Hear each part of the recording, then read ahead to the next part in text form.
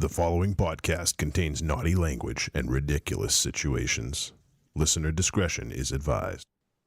You know, if you ask me, I'll tell you what my favorite shows are as of late. And you better believe it's the Patreon shows.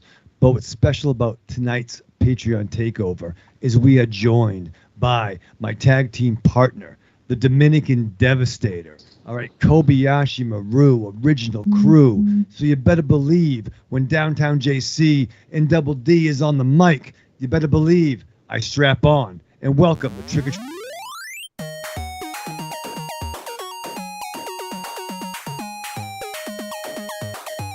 Welcome, all you sportos, motorheads, geeks, sluts, bloods, wastoids, dweebies, and dickheads. You're listening to the hottest show on the airwaves, Trick or Treat Radio.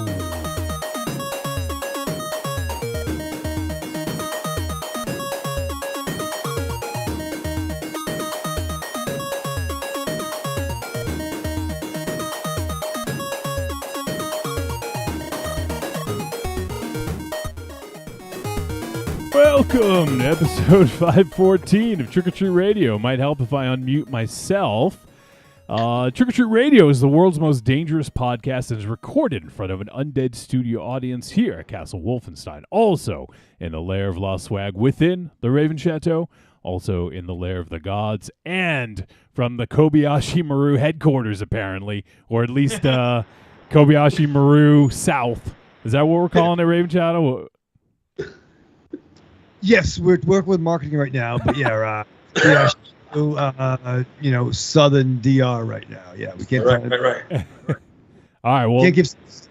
Why don't you go ahead and take this opportunity to work your magic and introduce our Patreon takeover guest this month? I feel I just did. You listen to the intro, but I guess we can go some more. An intro is different from introducing the actual guest, because in the intro you it's different. Do you need me to tell you the difference between an intro to the show and an intro to your friend? Send me an IM later on. No, I will not.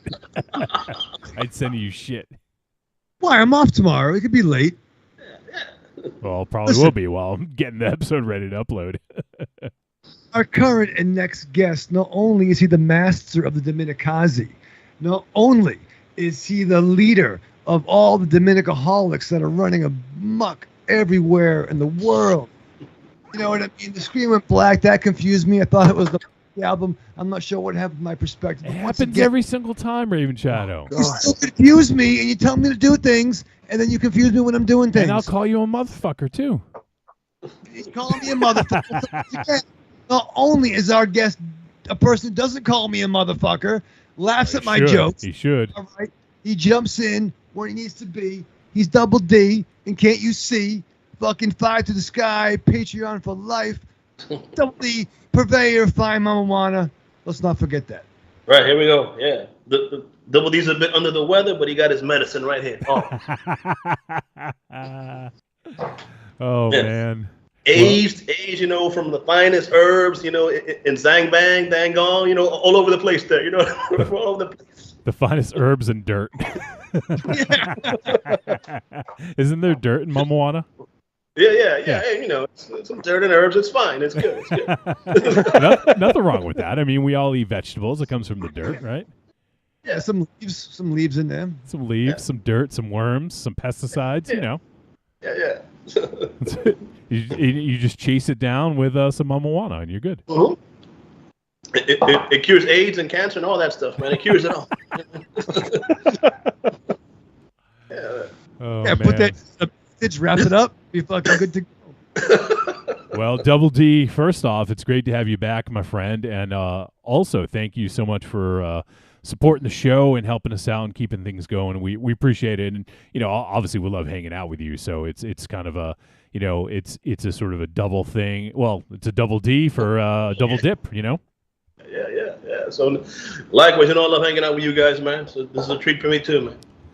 So, anything, obviously you pick two flicks. We'll talk about those. The films we're going to be talking about are Take Shelter from director Jeff Nichols, and then we will also be talking about Horror in the High Desert And that was, I have the director's name right here. The director is Dutch Marich.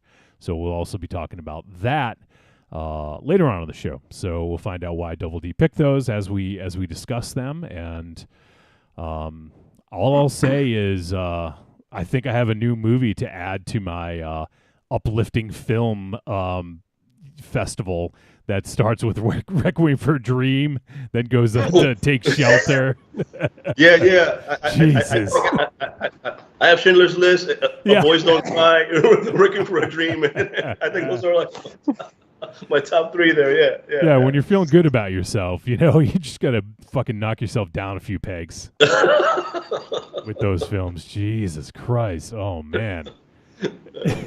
I was kind of cursing your name at a couple points. I'm like, motherfucker, Double D made me cry, you fucker. These are hard times, John. These are hard times here, John. You gotta, face up to it, man. You gotta be and actually, these are actually survival movies if you think about it, man. Yeah, You know what I mean? Survival definitely. movies. Oh. And that's what we're trying to do, Raven Shadow, right? Survive Fuck trying, man. with your mask on, though. Survive with your mask on. Yeah. All right, so we're looking forward to discussing these two flicks, and but Double D, is there anything new going on in your neck of the woods, in your sphere that you want to talk about or bring up, or? Well, yeah, so this has been good here. We're like out of pandemic and stuff here now, so it's as close to normal as possible here. It's good to be watching movies at the movie theater and stuff. With I think the last I still have not seen Doctor Strange, but I did see Batman and a bunch of the other big movies that came out and stuff. So I'm just enjoying this time. With that we're not locked up in our apartments and stuff. You know what I mean? So it's good times. So when is this crew gonna get back together in a studio and stuff? Anytime soon? It's up to those guys. I think Aries likes being in his basement, to be honest. I think so. I do. I like being in the because I don't have to monitor how much I drink. If I get too drunk, it's just I got to worry about tripping upstep. That's about it. Oh, right. You just gotta carry your own ass to bed instead of driving. Yeah. Right. That's good. Just stay over, bro. The door is open. Just come over. Why would he stay over when he can sleep in his own bed? Why not? But sleep in my bed. I mean, in the spare bed. Why are you gonna make it weird? Like you almost had me there. Like I was like, I'm leaving the mug so I can have something to drink out of when I go there. And then you're like, sleep with me. And I'm like, I should have taken the mug. Like No. Two friends sleeping in a bed is not weird. It's not weird, man. it's not weird. Like camping. We'll just do head to toe, so only our dick tips touch. Now you made it weird. I'm just saying, I'll you sleep on your side, back, the back. Well, Aries' favorite band is Dick Dawkins. Oh, really? His favorite maneuver and his favorite band. And there's spooning etiquette too and stuff, when you sleep. Yeah, so there's that too, Who's the big spoon? Who's the little spoon in that? I fucking know the answer. Yeah, I think we all do.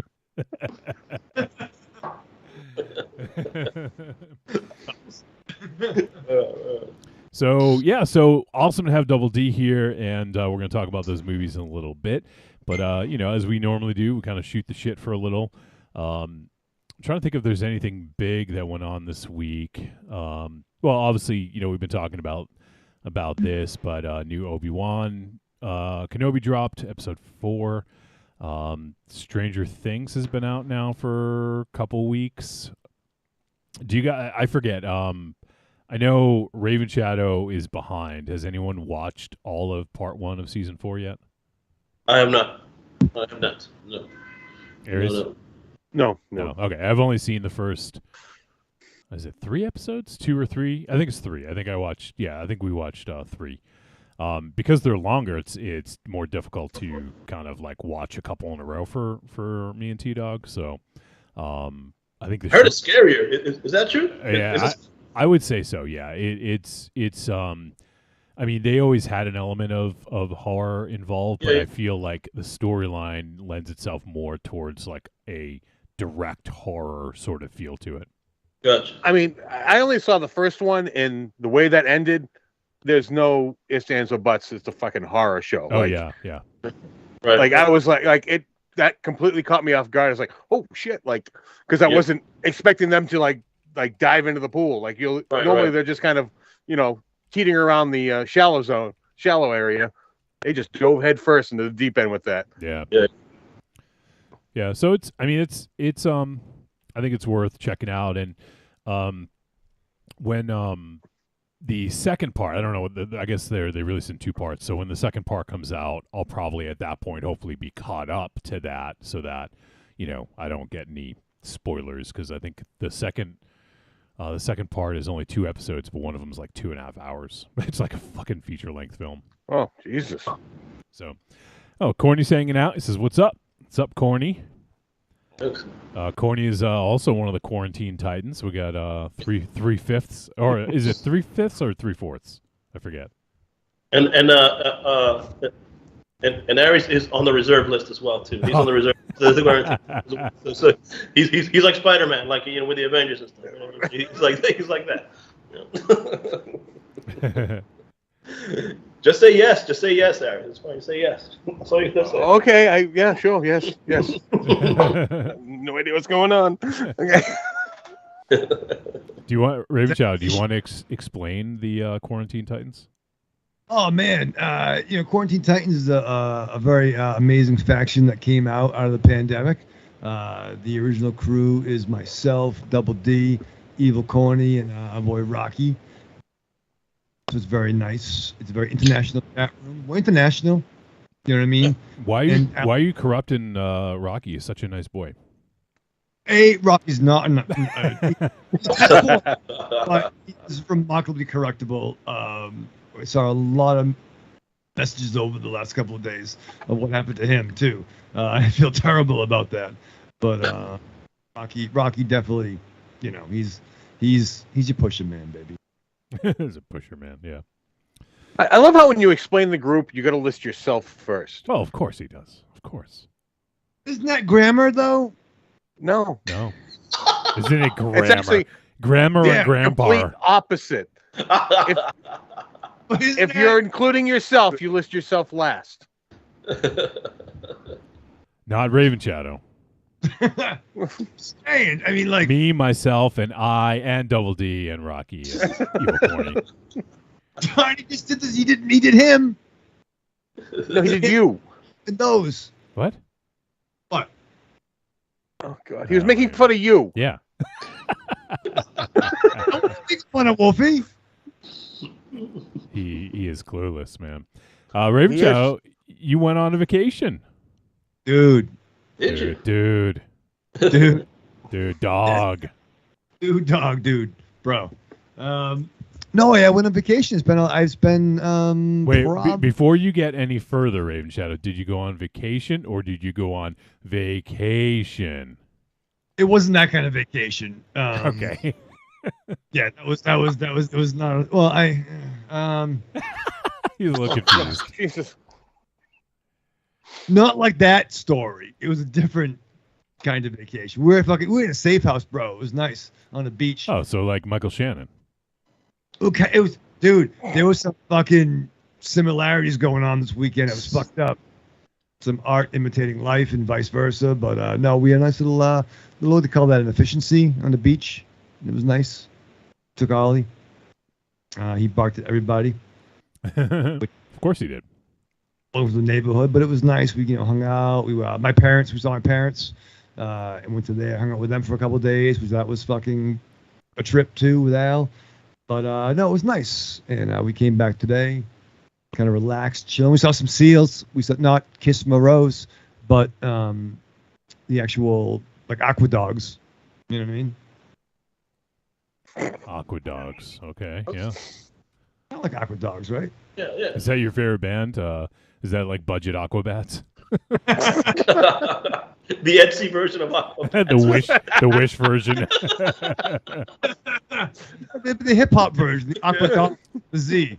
It'd be dope. Yeah, The Aqua Dogs. like them. Oh, Evil Corny says Aries has been added to the Quarantine Titans, but he's on probation. Oh. Oh, Double probation. Double probation. Yep. oh, he's a prospect. Yeah, He's a hot prospect. Yeah. up and coming Hunter Tiger.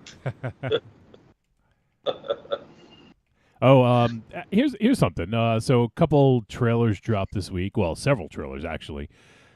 First up, I didn't watch it because I hear they showed a lot. But I actually posted on the group without sharing it or without watching it. I mean, but there's a new Nope trailer, Jordan Peele's Nope.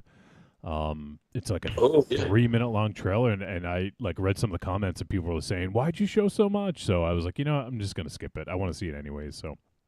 But you know what? Well, knowing him, he showed a lot, but he showed nothing. Like Probably the movie's going to be completely different than what everyone is thinking about that trailer. Probably. I mean, you're probably right. I actually loved the teaser. You know, I don't know what the hell it was about and stuff. You know what I mean? So I don't think I'll watch the trailer actually. You know what I mean? So I think I like the element of mystery there for that one. You know? Yeah. I think so. Raven Shadow.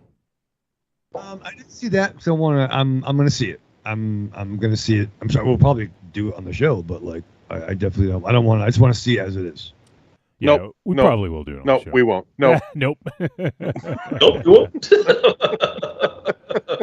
Producer Ari. He's making a funny Raven Shadow. Just in time for the 10-year anniversary. It's very exciting. he made one joke in the You're saving enough. I'm glad he did it for when D's here. That's good. Oh dear God, it's painful. How about them Celtics, Raven Shadow? Yeah, baby. yeah. Rooting them on yesterday, man. Yeah. Season 6. Come on, man. They're going to be in Game 6 champion. Larry Bird's coming back. Great. Kevin McHale. So we had the Nope trailer. Also, there was a new trailer for Sandman, which looks awfully good. Did anyone check it out? I saw it on IMDb. Yeah, I did see it there. Yeah, it looked really cool. I wonder what our tag team partner there, Joey Tron, thinks about that one. Curious. Huh? Yeah, I'd be curious. Tron was a huge fan of the comic book. So yeah, big time. But it looks like we have a release date of August 5th. So we got a little less than 2 months left to go. All right. And how about, is it true the news that Mark Hamill is playing Murph Pumpkin? Because he's my dude. Yeah, he sure is. Once again, why the fuck did HBO Max fucking drop the... I know we talked about it a while back. They passed on it, but that just blows me away. That HBO Max. Nope. It's our property. You guys do it. I know, like it would have made too much sense, you know. Like now they're probably like, "Fuck, why do we do that?" Right. But yeah, I'm looking forward to it, though. I think I can't remember the dude's name now, but the actor who plays Morpheus, I think, actually looks pretty good. Yeah. Yeah, I've only seen the poster. You know, and there's some... It'll be different than the books, obviously. But, you know, and characters may look different, but they're also not defined characters. They're abstract characters, and they can look in different forms, and they become different forms. So, I'm excited. Yeah. So that's there's that, and then what was the other thing? Oh, the Wednesday trailer, Tim Burton's Wednesday, and also Netflix. And I actually didn't realize that she was starring in it, but it stars Jenny Ortega, who we saw in Studio 666. She had a brief role in that. She was like, if you guys remember, she was the one who died and was seen at the end, like talking about like what had happened at the like murder in the past. Oh yeah. So she was in that. She was also in X. She played this sort of goody two shoes girl, Lorraine.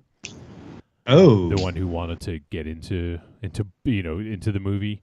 So she. Goody little two shoes. What's up? Goody little two shoes. Yeah. And apparently she was in the most recent Scream film, which I haven't seen yet.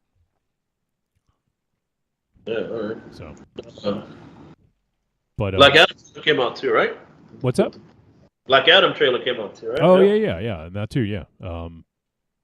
I thought I don't know, like I'm looking forward to it. Like I definitely want to see it, but I didn't think the trailer did anything to make me any more excited. It was just like I agree with that. It was a little bland. I did mark out a little bit for seeing some of the JSA characters, but other than that, it just was like, okay, yeah, I want to see it. This didn't make me more excited, though.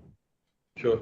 Well, I tell you what interested me about the trailer is that although black is in the title, it wasn't a dark-looking movie like most other DC movies. It was very bright. Well, you should say Zack Snyder DC movies. I mean, I liked them. Don't get me wrong, but they were dark. Mhm. You know. Yeah, they were very dark, and I had the feeling that the Black Adam movie was going to be dark because he's traditionally a darker character, you know, Right. a villain. So I just thought it was going to be a dark movie. So I was very pleased to see all this daylight, bright colors, and everything else. Yeah, and from what I understand, I mean, Raven Shadow, I mean, you'd know more than I, but hasn't Black Adam sort of been more of that sort of like tweener kind of character in the last several years? Biggest thing, back when Jeff Johns was doing the JSA, and I believe D was reading at that time in those days. He kind of turned face and joined the JSA along with Captain Marvel. Sorry, Shazam, but they even joined the team for a while. And a lot of those characters, a lot of stuff that he had a thing with, he goes back with Hawkman, the immortal version of the character, and even Atom Smasher. And there was a lot of stuff in Kandak that is collected with other legacy characters. So he carved quite a niche, briefly in the JSA, but then kind of went again, but really, really enjoyed it. The character, I think The Rock is spot on for Black Adam. And I am psyched.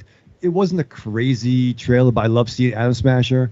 I am super psyched for Pierce Brosnan as Dr. Fate. Yeah. Yeah, I think that's really good casting, and I know I'm sure you guys have talked about it in in the Quarantine Titans chat, but our boy Rocky is a huge fan of Dr. Fate. Fate. Yes. Yeah, and he would not stop talking about the casting for Dr. Fate with Pierce Brosnan, so I know he's excited. But although the first time Atom Smasher was on film live action, he was Adam Copeland, WWE's Flash, right? Was that it, or was it Flash? It was Flash. Yeah, that's right. Okay. Oh, yeah. was it Smash? I thought it was Smallville. No, that'd be awesome. But it was. That was one of the few episodes I watched. It was. I was going to say it was one that I watched, and I never watched Smallville because it wasn't a very good show. Raven Shadow. Who the hell was? Oh, Batista was on Smallville. I'm just kidding. No. I'm just kidding. Batista was on Smallville. Was he? Who do you? Yeah. Who do you play? I don't remember who he played, but he was on an episode of Smallville. You are you not sure about that, Raven Shadow? don't think he was. Should I Google that? I found it. It says he was. Okay. He played Aldar. Obviously. Who is Aldar? Yeah, I'm trying to remember. He probably was some weird Kryptonian. Maybe. Yeah, it sounds Aldar the All-Powerful. it says Aldar was an enormous humanoid alien who fed on bone marrow. Although he was from the Phantom Zone, he was not a wraith and still retained his physical body. Yep. Ares can do that. Was he a character created for this, or is he in Superman lore? It's hard because there's some deep Kryptonian dives that I just don't have the fucking time for. There's some maybe he is, maybe, but a lot of that Kryptonian legacy, I just don't give a fuck about. I just don't need to know that shit. Every house of fucking L or I don't need that. Although oddly enough, I hated him wrestling. Shitty push. Way not a fan, but Goldberg was actually really good playing Big Sir. in a Flash episode as well. So the Flash, CW, bringing WWE folks. Wow. Evil Corny's kind of pissed. He says, "What the fuck, Radio Oh. Chat? I thought you knew everything about Smallville." I do, but I mean, I missed that one. I'm not positive, but I'm going to go out on a limb and assume it was an episode after Rosenbaum left. Yeah, because the Phantom Zone was done after Rosie left. Yeah, and Rosie. you had just no interest in it once your boyfriend was gone. Rosie. Hey. You call him by his nickname. I do Rosie and also TV's Tom Welling, bro. So I'm just saying. But no, I saw all of them. I seen them all. D knows that. But yeah, there was some weird Kryptonian shit. Now that that's mentioned, I do kind of I remember that a little bit. But yet you questioned it. Yeah. Yeah, but then I remember you were correct. I'm You remembered I was correct. I mean, I had vague memories of a wrestler being on the episode. That's why I confused it with the Atom Smasher one on the Flash. And you were just like, no. You were just jumping down my throat that I was wrong. But I'm really, once you explain it to me very slowly, I understand, and I'm proud. I think we can all be proud of Aries for that. Yeah, absolutely. There's absolutely zero to be proud of. Well, I mean, he's got such low standards for himself, so. Yeah. Although, first 3 episodes of The Boys, dude. Anybody watching that in the Amazon Prime? The show's awesome. I watched episode 1, and I really kind of forgot the show. And there was the first, boom, and it caught me off guard. I'm just, yeah. I forgot what The Boys was, and just went, oh fuck, and yeah. I think with the Y chromosome probably had that same reaction. I mean, it was just, that was not a pleasant. It was weird to watch. I really didn't understand that, and then it just went south fast. Wow. Yeah. Wow. I enjoyed it. The show was awesome. I enjoy it. Oh no, I do enjoy it, and I like I said, I just forgot the level that they go to. Even though I watched the recap, and there was a lot of that in the recap, but the way they deliver everything, it really is. It's a shock. Everything that happens on that show is a shock. Right. Let's see. I'm trying to think if there's anything else I wanted to bring up this week. So, one more trailer teaser, I guess. Yeah. Monsters. Yeah, that's what I was just gonna say. Actually, yep. Which one? Rob Zombie's Monsters. The Monsters. Oh yeah. I think I have negative interest. Oh. Now, see, I had little interest to begin with. I'm kind of curious. He doesn't have my money yet. I'm just curious about it now, because I do see that he is trying to imitate what the show was. So I'm willing to stay open-minded about it at this point. I don't think it needs to happen. It doesn't necessarily needs to happen, but I'm going to pay attention. I don't know. So, I mean, all right, I know he's a big fan. That's totally fine. This is kind of a dream project. So it's that alone it's awesome that he's doing it for his own purposes, But for me as a fan, I did watch The Monsters, but I don't hold them in high regard. It wasn't something that I've been clamoring to see a new take on it or so for me it's just I just don't really understand it. And I don't really have a lot of interest, and because Rob Zombie, his films seem to be getting worse and worse. Each film that he puts out, I just at this point I just don't. All those things combined, it just doesn't make me excited about it. I'll probably watch it. Don't get me wrong, but I'm just not really excited. Right. Well, part of the problem with it is it's not necessarily a new take. It is just it's his take. almost like they just well, not necessarily his take, because his take would be just killing everyone, blood and guts everywhere. It's just like a rehashing of what we've seen. Like, it seems like they've just taken the 60s show and just remade it now, where that's part of my problem with it, but also part of why I'm interested. I have like a weird love-hate thing going on with this, because I love the Munsters. I grew up watching the Munsters. And I did like, I think I've spoken about this a couple of times on the show, from a few years ago, Mockingbird Lane, that it was a reimagining of the characters, and it was very interesting. And I would have loved to have seen more of that, because it was trying to put these characters more in a modern society where they could have almost blended in, where that's what the Munsters are trying to do. But really, Frankenstein looking like Frankenstein walking down the street is not going to blend in any way. And that is part of my problem with Rob Zombie doing it. I don't think he can do that. I don't have 100% faith that he can recreate the magic of the original show. Right. But was there a reason, once again, that's something that we all saw in reruns. Right. We didn't see it live. We saw it in syndication and whatnot. Now, I'm trying to think, was the gimmick, what did they think about in the world? Because they were in the world, they were out and about.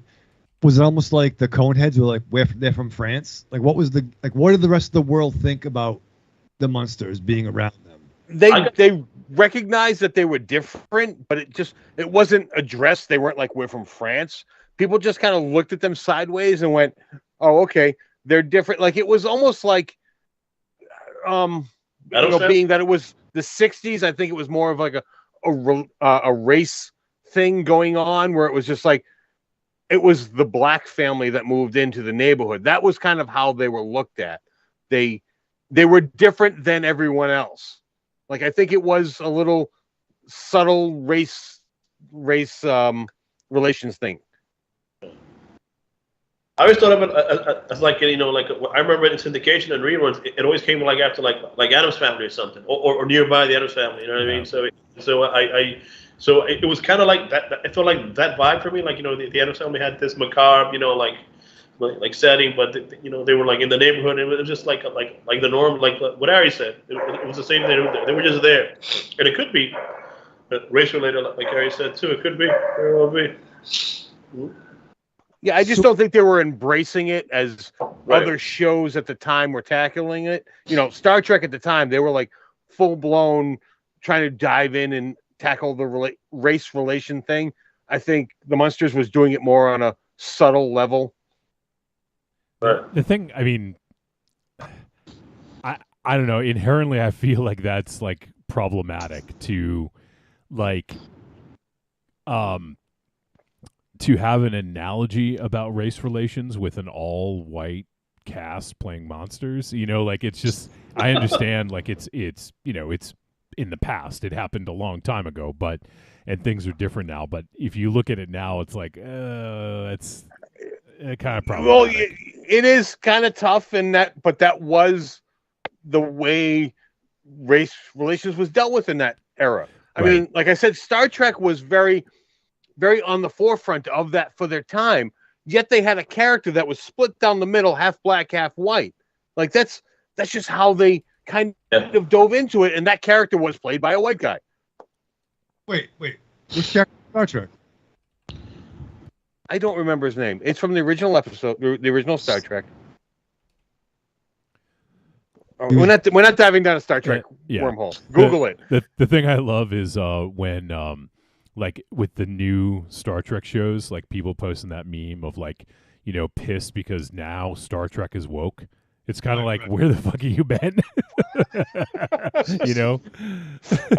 I'm not a big fan of Star Trek. 60s. Yeah. I'm not a big fan of Star Trek, and I even know that myself. The kiss heard around the world, I guess, right? Yeah. Oh, yeah. Which is to our Patreon episode, Johnny, of last week. Oh, yeah. Yeah, it's a nice little transition. I might as well use that segue. And we'll go right into that because we do have 2 movies to talk about, so we should probably wrap this intro up. But Raven Shadow is referencing our new Patreon exclusive episode 34, we just released on the Patreon feed.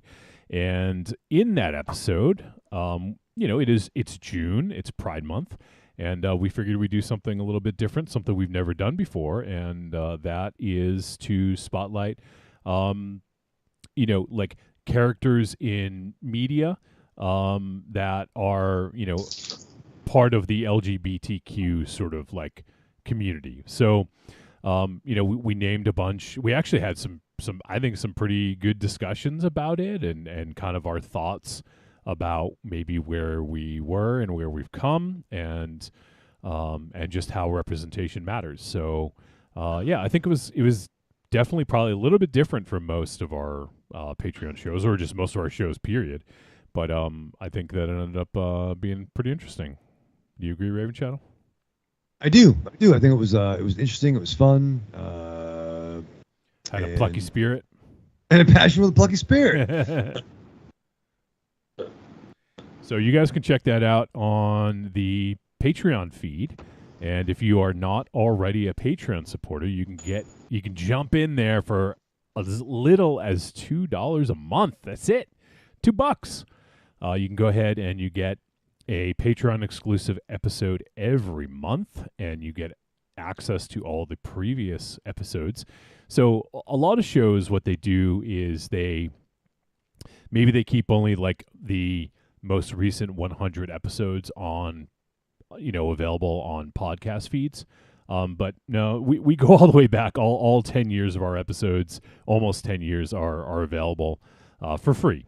And we're not going to put them behind a paywall ever unless we come upon an issue with like storage. If we have too many episodes or something like that. I mean, our podcast host doesn't work that way.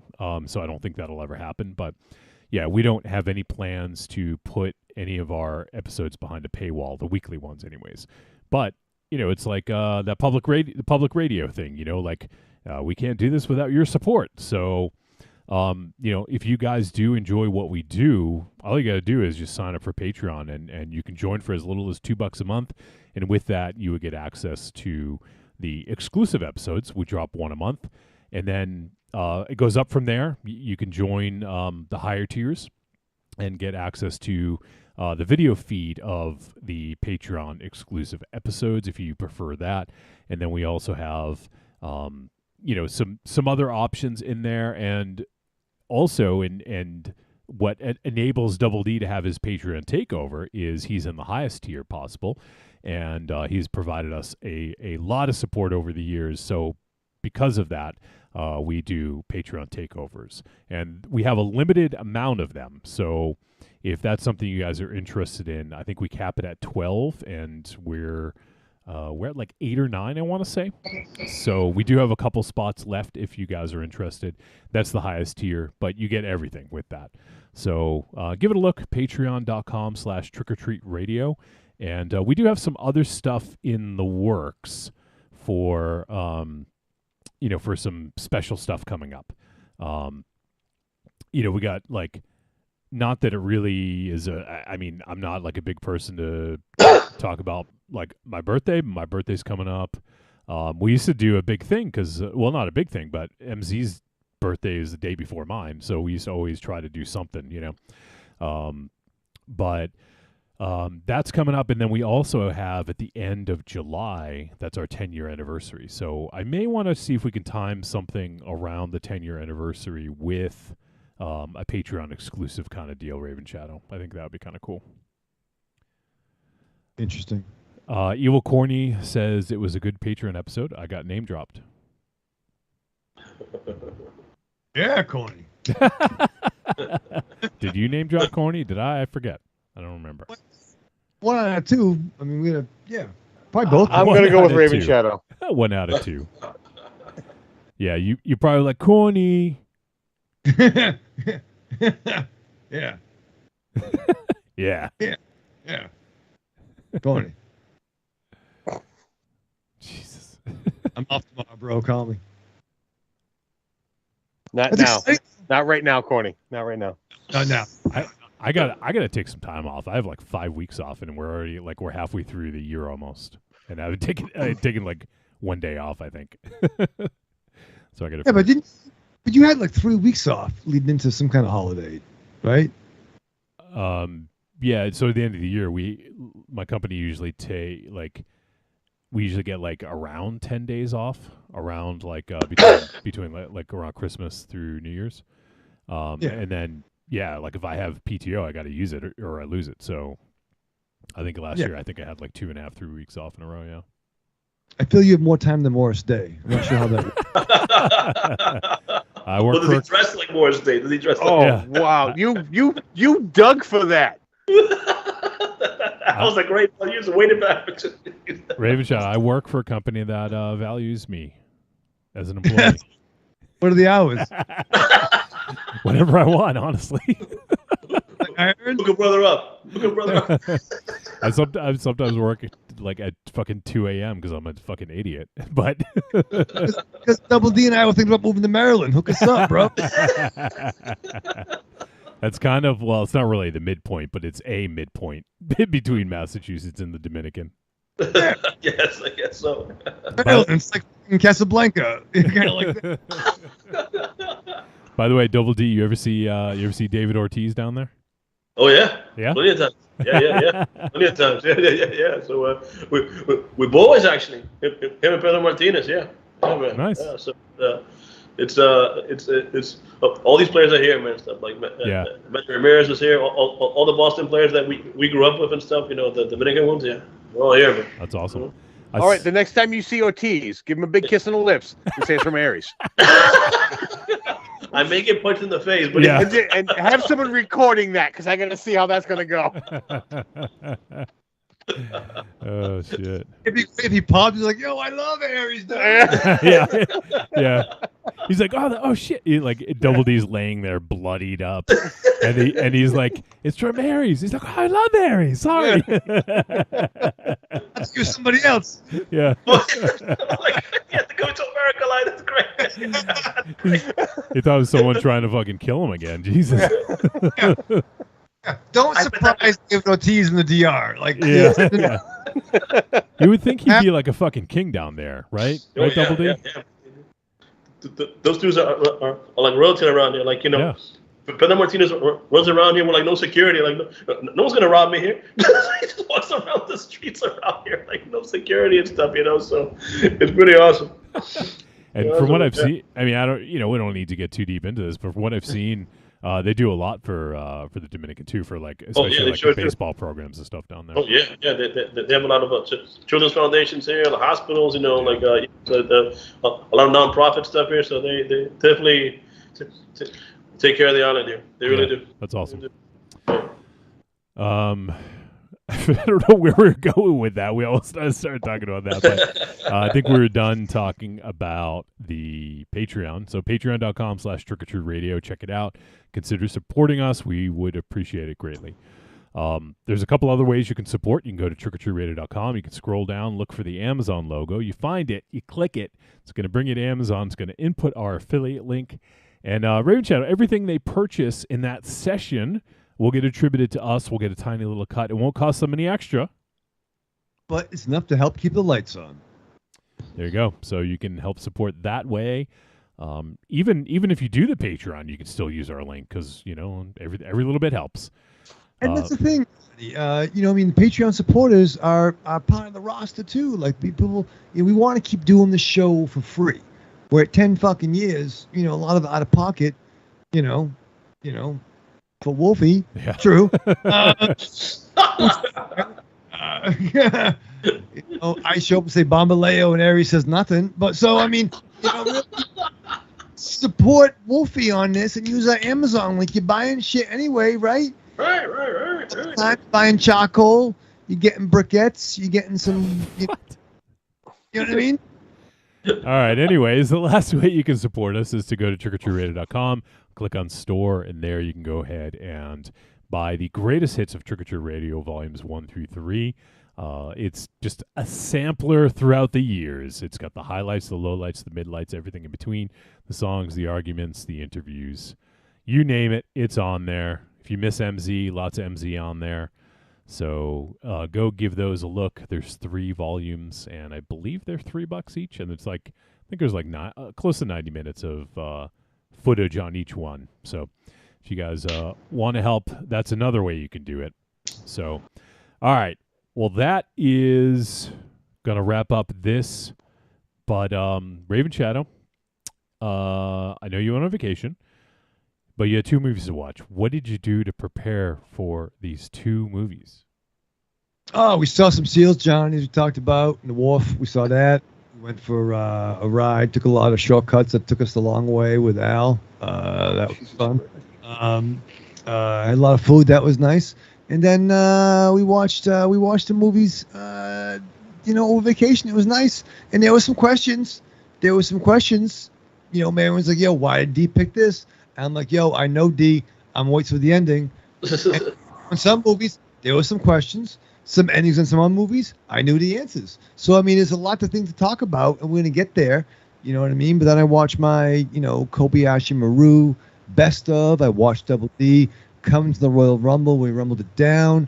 I saw when, him and Smoking Ty stole Lucas from Psycho Patrick. I watched. You watched all that, and you were bitching about having to watch these movies? Yeah, what the fuck?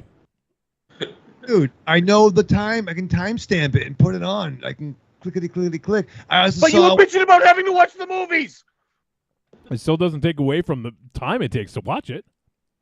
Because I was too busy watching Double D to give the pedigree that really you should have warned about the. Yeah, that almost killed Aries. You should have given him a heads up on that.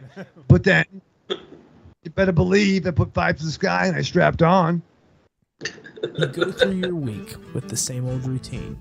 What you really want is some blood and thunder in your life. Well, friend, you found it. The Cromcast is an adventurous journey through the history of two-fisted pulp stories With your hosts, John, Josh, and Luke. we have action, horror, An adventure, all through the lens of pulp luminary Robert E. Howard. Don't just stay in your ordinary life. find your pulp life at thecromcast.blogspot.com. The Cromcast, The Cromcast. The Cromcast! a podcast for the barbarian at heart. Thank you guys for having me on. It's a blast. You guys are awesome. Thank you so much. And, Trick or Treat Radio, man. That's where it's at. That's the new Fangoria Radio is Trick or Treat Radio. Don't say that. That's like, you really put us under. It's like swearing in church. I don't know. You just jinxed us. Yeah. you put a lot on our shoulders just now. Well, we can strive for You greatness. guys are awesome. Yeah, you really just are. You say got a that again great show. slowly. The following message is a paid advertisement for the Cult of Muscle podcast. The Cult of Muscle. You're either in it or you're dead. It's the dawning of a new age. The halls of Valhalla have been shuttered. The heroes of yore have either retreated to the shadows or taken to capering for the amusement of the small folk. Their past glory is a distant memory. The barbells have been torn from their once puma-strong grips. The beards shorn from their square jaws, only to be transplanted onto flannel-clad, puny weaklings with fingers barely powerful enough to strum a ukulele. The time has come, my brothers, to restore order from the chaos. No longer will our heroes be forgotten. No longer will their great deeds be viewed through a foggy lens of irony. Hear now our rallying cry as we scream it from the mountaintops, as we bellow it from iTunes and Libsyn and Facebook. It's time to join the cult, my brothers. So don your cloaks and enter the Cult of Muscle. I'm Mike Allred. For the gidgiest listening experience, you gotta check out Trick or Treat Radio.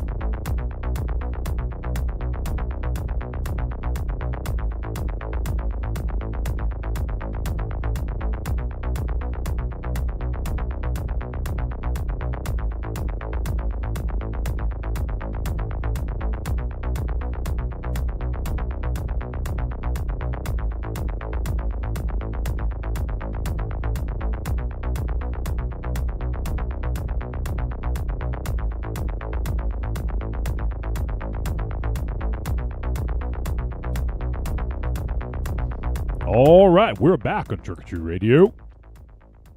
All right, we're going to talk about a movie. First up, Double D has selected the film Take Shelter.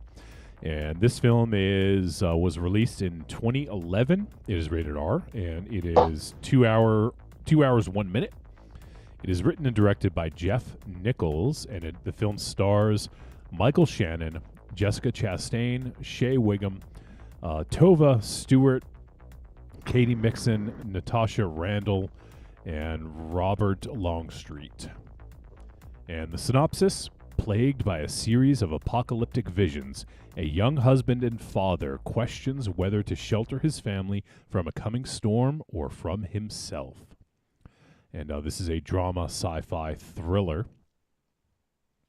And as mentioned, this is from 2011, and it's fairly well reviewed. If you look at if you put much stock in IMDb rating, it's got a 7.3 out of 10 with over 100,000 reviews.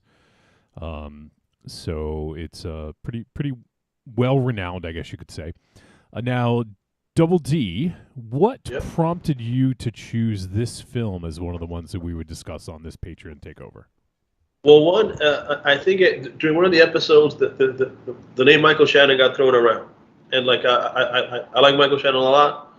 He's like one of those actors that always looks like unhinged, like he's about to like snap like at any minute and stuff in his roles. So and I remember that particular role. Actually, it was one of the first roles that I saw of him was Take Shelter. I think it was the first role I saw him in was Take Shelter. The reason why the movie interested me is because, coincidentally enough, in 2011, there was a huge hurricane. Hurricane season here is no joke. You know what I mean? So there was a huge hurricane here called Hurricane Irene. And coincidentally enough, it did a lot of damage here and stuff. You know. So then and the movie came out that same year.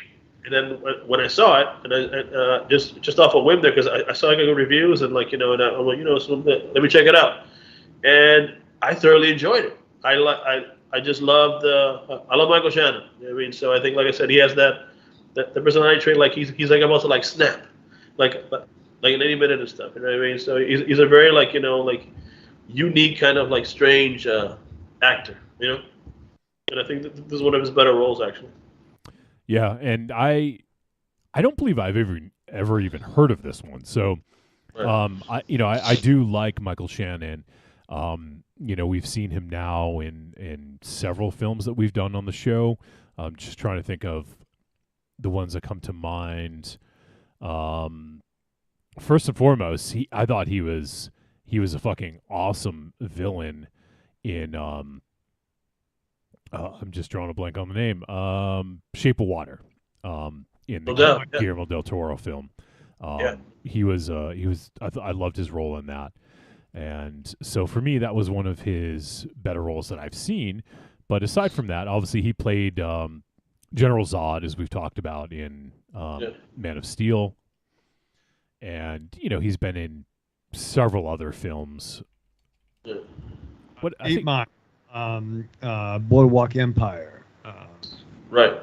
For a long time, he was almost like that guy, almost like a weird like him and Liev Schreiber were kind of like around that same kind of like card.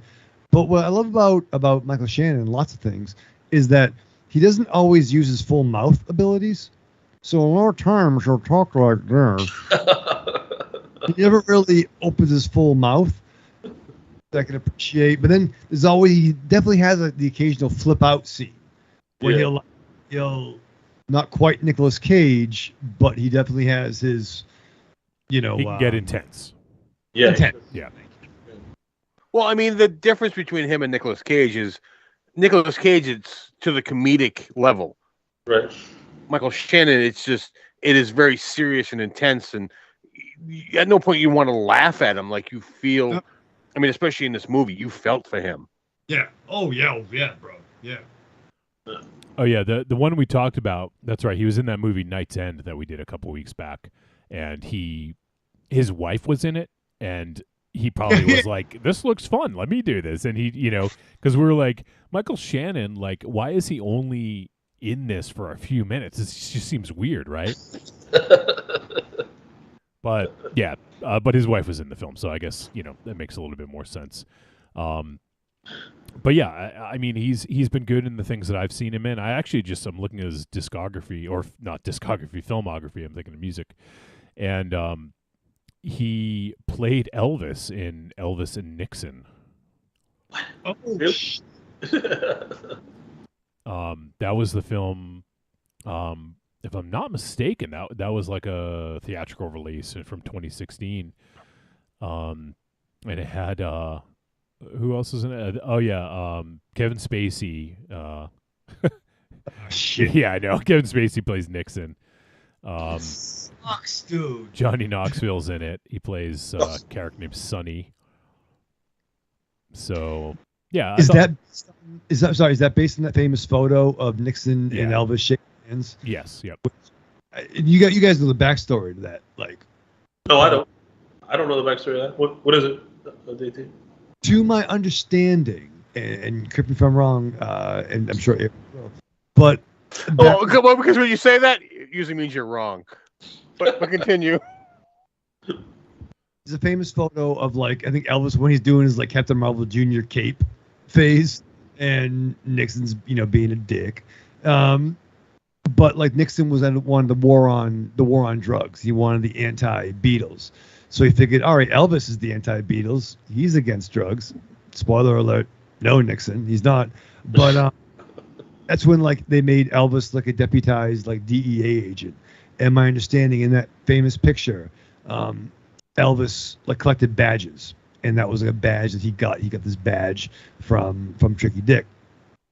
And then when he gave him the badge as being an honorary DEA agent, Elvis was able to pull out like a fucking gun, which may or may not have been loaded depending on the story, and gave it to Nixon. So what I find fascinating in this, whether the legend or not, Elvis was able to bring a fucking gun into the White House, and here you go, Mr. President, here's a firearm, and give it to him. And I mean, Google it. It might be urban legend, but that's a story that I heard that I adore. That he was able, whether they don't search the king, or if they did, Elvis can come in strapped to the Oval Office. I see. Now, I have no evidence to dispute what he is saying, but everything that he has said has also been dismissed as urban legend. Is it really? Oh, I wasn't sure. You hear those things. Yeah, but I've also heard that Elvis is still alive and that Elvis is an alien. So it's true. The funny thing is, I want to see the film like before I make a determination, but I don't think Michael Shannon looks a thing like Elvis. Like maybe his mannerisms and like the way that he acts is reminiscent, but like just seeing, I'm actually watching the trailer like on IMDb right now, and like he just looks like an Elvis impersonator, with the same hair. Dude, fucking Bokeem Woodbine looks more like Elvis in that movie than Michael Shannon does. And well, I mean, really, all you just need to give him the chops, the glasses, and the hair, right? And then it's just mannerisms at that point. Yeah. What was it 3,000? Didn't we see 3,000 Miles to Graceland in theaters? Yes, we did, my friend. Yes, we did. Yes, we did. That was killer. Yeah. I believe there were Asian Elvis impersonators in that. Elvis interpreters. Tango & Cash's Kurt Russell. Tango & Cash's Kurt Russell. David Arquette, Bokeem Woodbine. Yeah. Slater, Christian Slater was in it. Oh, dude. Kevin Costner was in it, right? Costner. He was the evil Elvis. Yeah. I remember. The evil Elvis? Yeah, he was the evil Elvis. That's right. Yeah. I've never seen that movie, so I don't know. But just that statement. You know what you're missing. You don't know what you're missing, Alex. You don't know what you're missing. Correct. I don't know what I'm missing because I haven't seen it. It is not on my to-watch list. I don't know if there's something. Nothing about that movie interested me for whatever reason. Dude, Courtney Cox is in it when she was Courtney Cox. Courtney Cox. What? Did you just say that? No. You did. 14 Clock Arquette. Yeah. It's just one cock. Just one. Yeah, not plural. She's a one-cock woman now. Johnny, did you say that? That's outrageous. Well, I was aping on what you said. So you're the instigator, Abe. You enabled us all. Thank you. I'll be your enabler. I'm here till 11. It's usually the opposite. Everyone else enables you, but all right. Well, let's jump into this movie. So, D kind of informed us about what made him pick this. And D, when did you see this? Did you see this back around when it came out? Yeah, right when it came out. So because the hurricane season starts like around July here and stuff, and it came out like in August of that year, if I'm not mistaken. Then I actually saw it. It had a very limited release, but I did see it at the theater, and I was really blown away by it. It's, like you said, it's a bit depressing, but I was blown away by the movie. Yeah, and a depressing film certainly, like it doesn't make it a bad film. It's all right, so let's jump in and start talking about Take Shelter. So, let me first talk about Jeff Nichols. I think we brought him up a little bit last week as we were talking about this, but some of the films that he has directed previous, he did Shotgun Stories was his first film. He must be friends with Michael Shannon, because I think Michael Shannon's been in like all his films. Because Michael Shannon stars in that one. Funny. I recognize this guy, Michael Abbott. Is that who I think it is? Let me just take a look real quick and see if this is the dude. Yeah. So Michael Abbott Jr. also was in that movie. I don't know if you guys remember, but he actually called into the show when we were doing the film The Dark and the Wicked. Did he? And he actually was listening to us. He found us and he messaged and he's like, "Hey, can I call in?" Oh shit! Yeah. So we ended up connecting up with him and talking with him for a few minutes, and it was fun. He was a good dude. But yeah, he was in Jeff Nichols' first film, Shotgun Stories, that also had Michael Shannon. So that's kind of funny. So that was his first film that he did. This Take Shelter. And since then, he did a film called Mud, another one called Midnight Special, Loving, and since then he hasn't directed a film since 2016, but he is writing, and apparently he wrote the script for A Quiet Place Part 3. Okay. So the upcoming sequel to Quiet Place is written by Jeff Nichols. So there you go. Gotcha. So I'm not really familiar with his work. I think this is actually the first film I've seen of his. I have heard his name bandied about, though. So also Jessica Chastain, and I'm trying to see. I think that this was fairly early on in her career. Well, she started acting. Her first credit is 2004. She did a lot of TV. She did like ER, Veronica Mars, Dark Shadows TV movie. Law and Order, like almost every actor does fucking Law and Order in the early days, right? But there were a lot of actors, TV actors in this, or at least a couple other ones too. Yeah. And then she ended up getting bigger roles around this time. So she did Take Shelter, and then I think her big breakout, was Zero Dark 30. Oh, okay. And then she was in the film Mama. Interstellar, that was probably her big breakout, was in 2014 with that. And she was in The Martian, Crimson Peak, so she's been in quite a bit since then. It's kind of funny. I don't, in no way do these two characters really look alike to me, but for some reason I used to get her confused with Bryce Dallas Howard. Yeah. I think so too. Yeah, actually, yeah. But now I can tell them apart just fine. Like maybe it's because Bryce Dallas Howard is, directed some Star Wars stuff, so I'm more familiar with her work. But yeah, I don't know. Just a side note.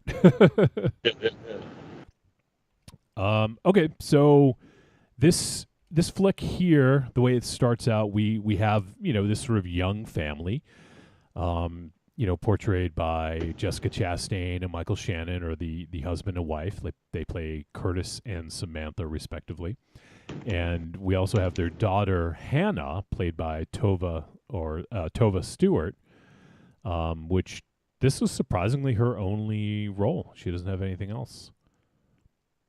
I thought she was actually pretty good in this, so that's surprising. I actually am curious if she was deaf. I think she actually was deaf. Okay. Because in this, the daughter is deaf, and that's why I was gonna say, like, I imagine learning sign language is pretty difficult for a young child, Yep.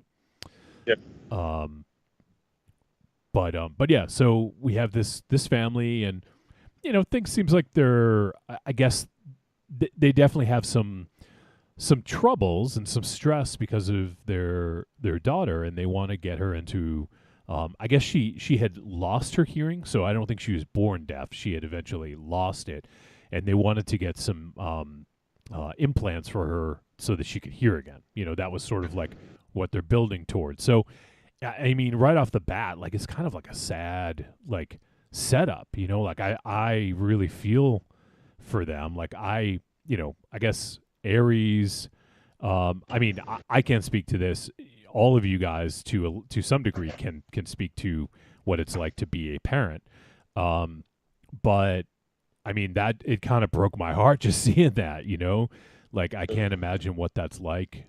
To be a parent and have a child who has a disability or is put at a disadvantage in their life. Like that must be very difficult to deal with. So that kind of got me right in the feels, and and I just I really felt for this family because of what they were going through. So then Michael Shannon, like right off the bat, like right in the beginning, he's having a dream about this rain. He sees a storm and these like almost like tornado clouds, or like, cyclone sort of looking clouds. And they drop like an oil like rain on him, like, like a light brown, I believe, if I'm not mistaken with the color. Yeah. And, so he starts having these nightmares.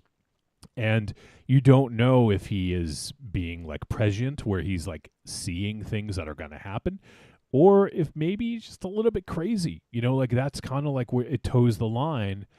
And, eventually people are like, this dude's fucking crazy. Like they keep saying, like people think he's crazy with what he's doing. And even his wife, to a degree, is like, what the fuck are you doing?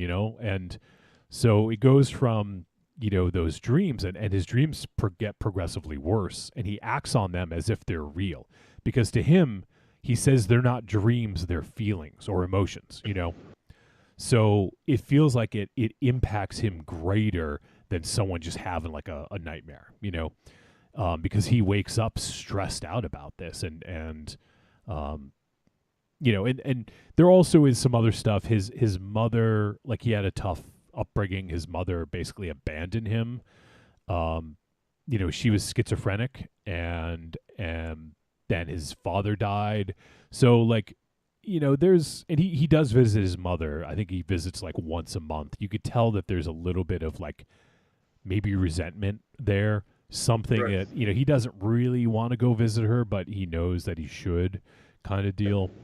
So, I mean, that's kind of the elements that make this story up, and it's just really these characters going about their lives. Like we have like Michael Shannon's character of Curtis, he's going to work and he's doing his thing, and and he's just kind of moving through life, but we get to see through his eyes like kind of what he's experiencing, and a little bit of his, I guess we could even call it trauma, because whether it's buried trauma, that he hasn't dealt with, or if it's new trauma based on his dreams, or maybe some combination of both. Right. And that's fair. I mean, like you mentioned, Johnny, from the jump, the first 5 or 10 minutes, something's going on. He's seeing something, like with the weather, Right. and so one thing I want to kind of maybe keep as an underlying theme as we discuss this is what does taking shelter mean? Another thing that stood out too was that he was our age at the time, at least Wolfie and I. He was 1086, which would jive to us. At the time, early 30s, father, and once again, his family has struggles, but they're doing okay. He seems to be some kind of supervisor on a job site, which he had some, Aries, kind of came to mind in some scenes. But even like his partner was like, you have a really good life. Like people like, you're doing really well, despite having this issue with the child, and then he's trying to get the cochlear implants and his health insurance is paying for it, but there's something nagging at him. Are they Courtney cochlear implants? Courtney cochlear implants, yeah. Yeah, Wolfie. That's great. Yeah. Aries, you were going to say something? You look like you were going to say something? Oh, no, I'm just curious as to why you chose to just isolate you and Wolfie with the age thing. We're the same that seemed age. very deliberate. Like, what? Because Wolfie and I are the exact same age. You Okay. are ahead of us. And D, depending on which birth certificate is used. I think that's what I'm saying. Right. Like, I mean, there's the American birth date, and so. But what about the character? What about the character made you isolate you and Wolfie? Because he said the incident happened, he was 10 years old in 1986. So what? Aries, Wolfie and I were 10 in 1986. You were. I'm usually on board with you arguing, Aries, but I think you're looking for something that's not there. Well, no. Well, because I take offense to him to just trying to isolate into that specific age. I don't know why you needed to be like, it's just the two of us. Like you could group into a 10-year span. It just needed to be, they needed to create an age. They created an age. The fact that you isolated it, I took offense to that. I don't know. Yeah, how fucking dare you, Raven Shadow? What the fuck, man? Why? Well, because this. Yeah, you go ahead and throw your hands up. There you go. You seem to want everything to be isolated closer to you, where things need to be expanded to try to encapsulate more people. Well, this could be anyone. Well, he wants everything to be about him. So yeah, and that's what I'm trying to break away from. Not just me and you, Wolfie, and Corny. Okay. Well, but now you had Corny. Merely because they're within 6 months of your age, you needed to group them in. But anyone, in actuality, Michael Shannon is my age. Wow, he just told you to go fuck yourself, Raven Shadow. Yeah, I'm 45, but I'm pretty sure I can play 44 with my new haircut. That's pretty good. But 44. I think you look younger with the long hair, to be honest. Interesting. I mean, it's just I don't like that. Just trying to inclusive, this is us and not you. This is everyone that kind of falls into that group. And even if a 70-year-old guy could relate to this, but I don't. 30 years ago, it's just. But Aries, I don't like that. I don't think a 70-year-old guy in 2022 was 10 years old in 86, bro. But that's what I mean. You're just too focused on numbers. This is just supposed to be expressive to they needed to come up with a number, so they threw a number out there. You didn't need to fixate on that. You don't need to try to exclude people because they threw a number on there. D, if I said this is close to all of our age, Aries would have a flip out because I read it. No, I wouldn't because you would be including everyone. Fine. Let me. All right. Let's just. Well, all right. if I'm here, sorry, well, you know, here- because I don't like that kind of thing. I don't like trying to isolate people that may relate to this story. Then most of our listeners who were born around this time frame would be. I'm trying to do what you. But don't just talk in general. Like, don't be like, and people that are within 10 years of the, just talk. Like, you don't have to try to include people. If you just speak generally, if someone needs to feel included, they will feel included by the words you say. And that's fair. And around our age, it was okay to ride the general lead. Now we can't do that anymore. But no, I think what's very exciting. What the fuck is that? Are you mad about it? Oh Are you my mad about God. that? Do you want to drive around in a Confederate flag car? Don't. Wow. No. Don't fucking do I was that. having fun with him. I was having fun Yo, with him. you were not trying to have fun with me. Don't fucking try to pull that bullshit. That is bullshit. Don't clap. Don't Oh, he did as you said it. listen to the words. This is not playing. I am not happy. Apologize now. I wasn't making a insinuation on the generally thing. You said generally, and I said generally, and I was going for an 80s pop because we all watched the show as children. Apology better come out of your mouth soon. I'm sorry if you felt. I am sorry if you felt that I was insinuating. No. No. That diminishes. Yeah. You can't say I'm sorry you felt. That was not my intent. Because You implied when you say that I was trying to go on some No, I racist wasn't. rant I wasn't. for whatever reason. I truly wasn't. For real. Let me just say one thing, Ravenshaw. When you say I'm sorry you felt, that is basically gaslighting to make them think it's their problem.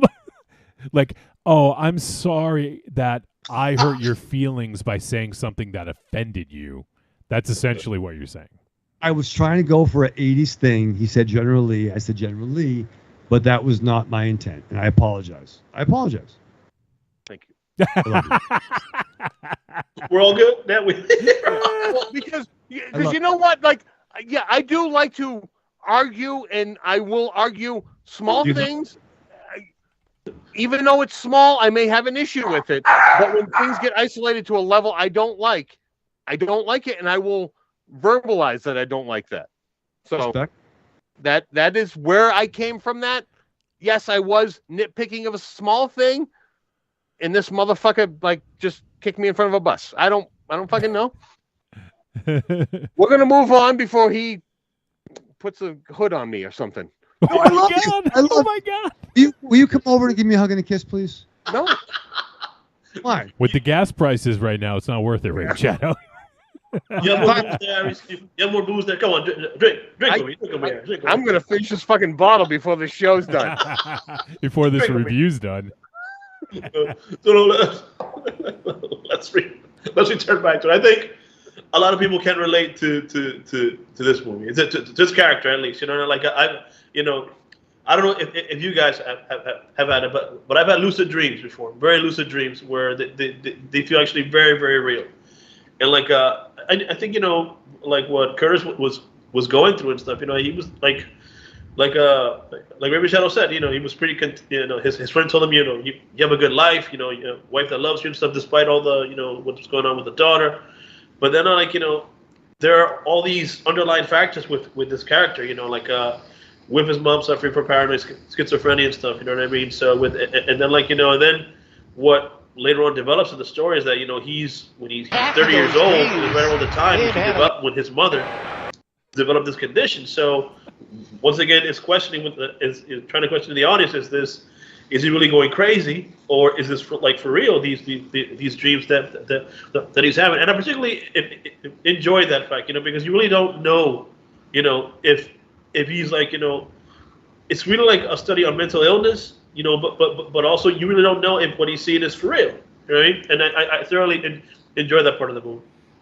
Yeah, and I agree with you. And I think one other aspect of that as well, and it was different in 2011 than it is now, but also toxic masculinity, because like I feel like Curtis in this could not admit to his wife when he did something that, like when he peed the bed, like he fucking, like, you know, he had a nightmare, whatever, like he had a really fucking shitty dream, and he pissed himself. Like, yeah, it's fucking embarrassing, but like to yell at your wife, get the fuck away from me, you know, like, you know, when she's when she's trying to check on you because, you know, she thought you were sick, like that's pretty fucked up, and like just like blatantly lying like about something to get her to leave, you know, to leave you alone so you can, you know, like wash the sheets and whatever. Like, I mean, I get it. Like, just generally that would be embarrassing in any situation.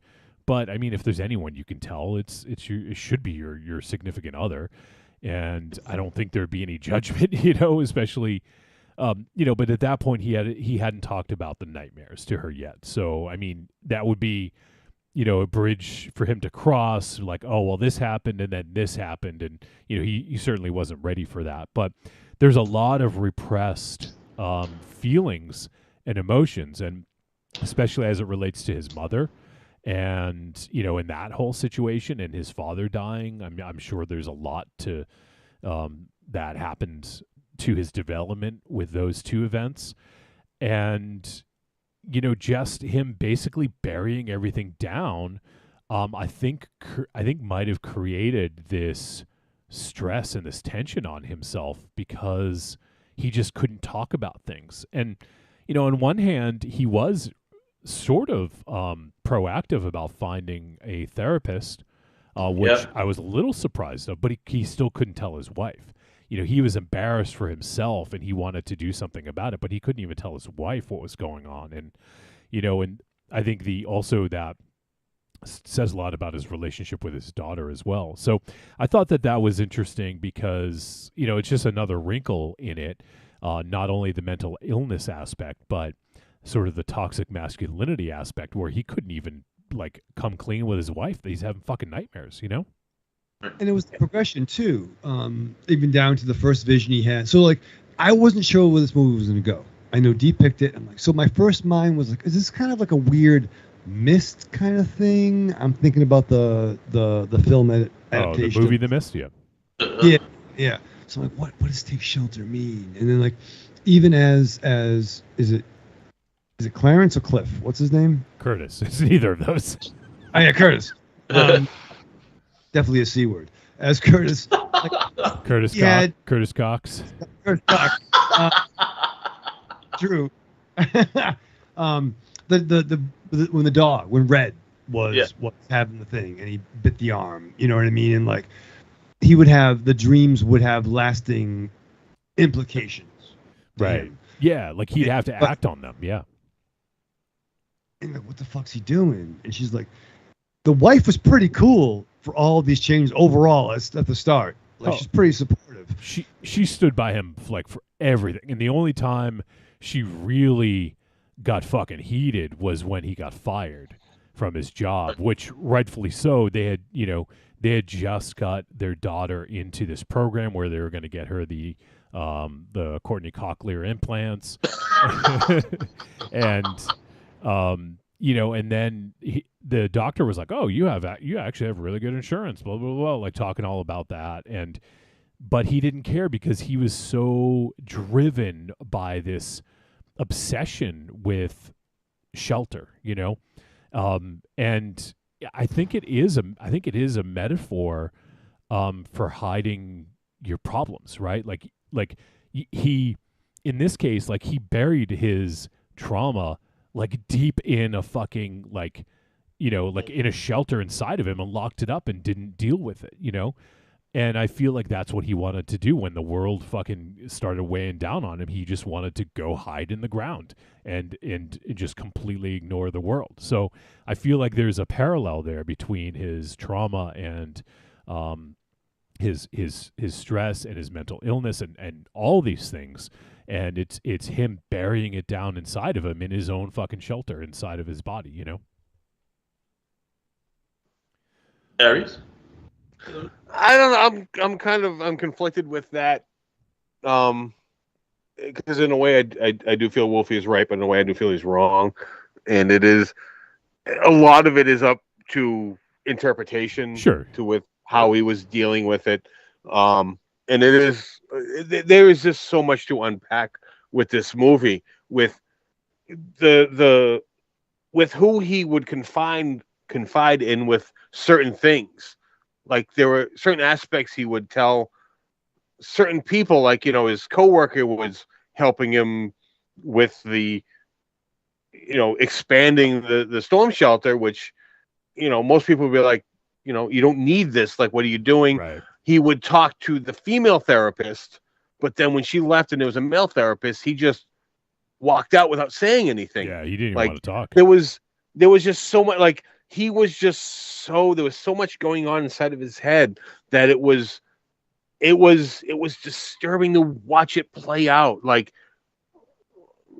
it was so much going on in this. It was like, there was, Wolfie, you said it, I don't remember if it was before we went on or not, but it was like, you know what? Fuck you, Double D, for picking this. There was so much emotion going on in this. Like there was, I don't need this. I don't need someone else's stress in my life. I got my own. Like, fuck you. Like, there's so much going on in this movie. And it is, I'm sorry.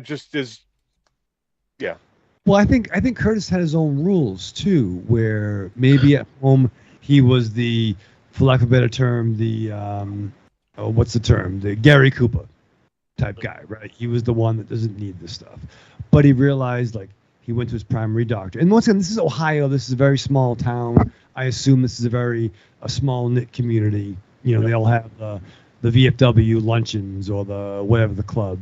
Everyone knows each other's kids. So this is everyone almost like Smallville type. Yeah. Community. And then he goes to the doctor. He lies to the, the nurse about why he's at the appointment. I need this, and that. And he gets the option to go to a therapist outside of town, but that was outside of his comfort zone. Was that outside of his network too, Raven Shadow? It might have been, yeah. It might have been. What's that copay going to be? It's called non-par in the business. Yeah, it's like a lot. I'll tell you that much. But he's like, $46? That's your copay, bro. Yeah. No. But like, he was willing to go to the female therapist. I don't think it was as much the male. I think I took it more as starting over again. Yeah, because I definitely agree with you on that, because because even with that new therapist said, so I see here that your mother was diagnosed with paranoid schizophrenia at the age of 30. And he said, let's start there, and he just looks so defeated. Like, I'm not gonna go through this shit all over again. I'll be explaining this to somebody else and go through the motions of and I really don't blame her for that. You know what I mean? So I wouldn't want to invest all that time and energy of explaining stuff again to another therapist, just to go through the motions again. So I don't blame him for that. That kind of guy, he put it already out there. For him, it was already, I'm doing this. I'm keeping it a secret from my wife, who, once again, to Wolfie's point, you should be able to fucking talk to. Right.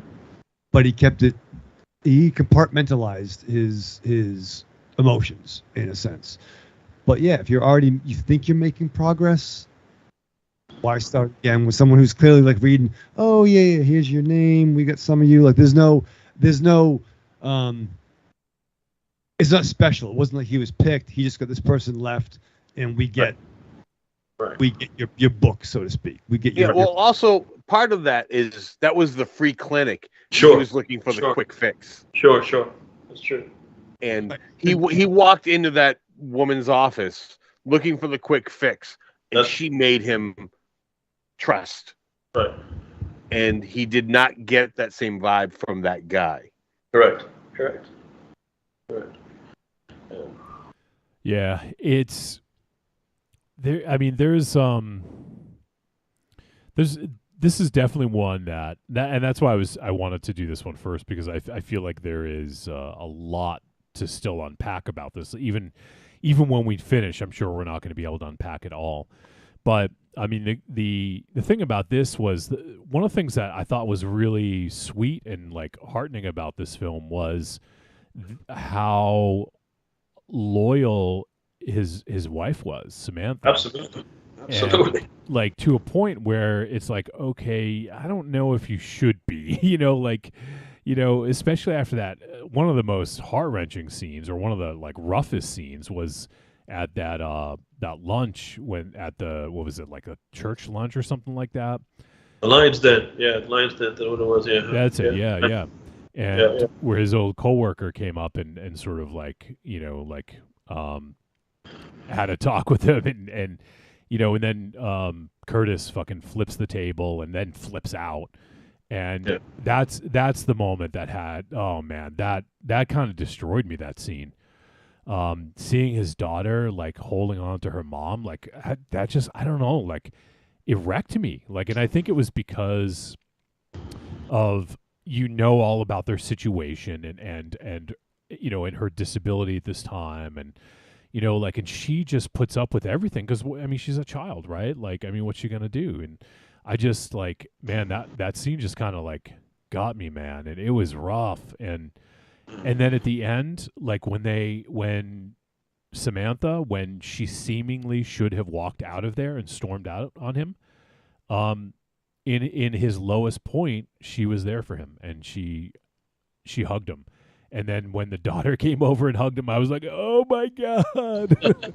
Oh man, that was rough. That was a tough scene. And but it was really emotionally impactful, and that's, I think, the thing that shows how effective this movie is, because for a simple little thing like that, with like the daughter just coming in and hugging the dad, you know, because she's so innocent, and you know, like children in general, you know, just so innocent, and she doesn't care, like, you know, like that her dad like just did, you know, said and did some horrible things, and she just loves him, you know, and it's like, oh man.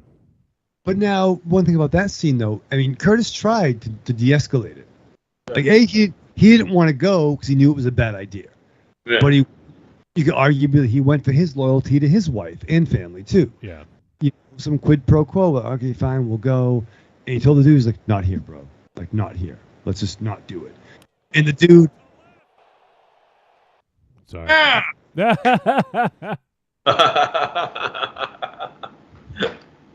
Just a bit outside. Yeah. Continue. I'm fucking trying, but I got fucking the fucking my fucking ear. But no, but he fucking tried. The dude escalated. Now, granted, Curtis ran with it a little bit because he had some pent up aggression. But now, picture that as a child. Picture all of us as children, but now we can't hear even the context of it. We can't even hear that maybe this other person started that wasn't your dad. All you know is that your dad had a tantrum, you know, from a certain point of view. Right.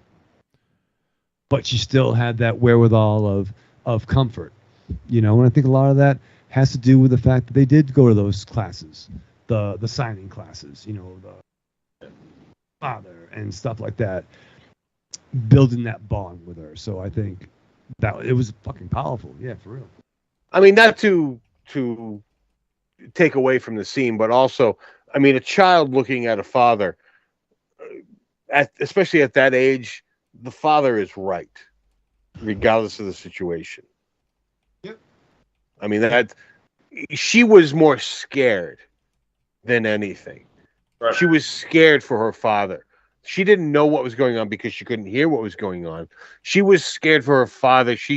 Because she knew something was happening. She didn't know what was happening, but it wasn't that she felt that, you know, he was right because of what was going. She was just scared that harm was going to come to him because she perceived he was defending himself. Right. Yeah. And I mean, because she can't hear either. That's the thing. So she doesn't know what's and that's said. Yeah.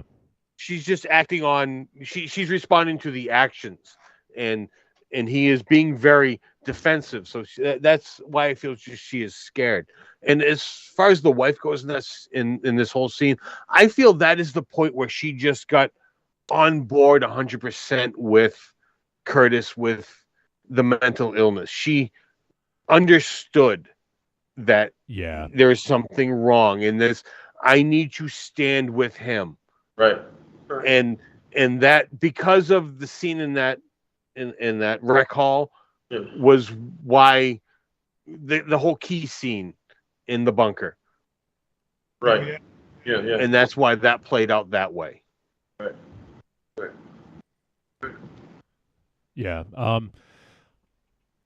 What else can we? I'm trying to think if there's anything else that's how weird the dreams were. Like yeah, how each one got progressively like worse, and then like each dream was a manifestation of something that he visualized as a threat.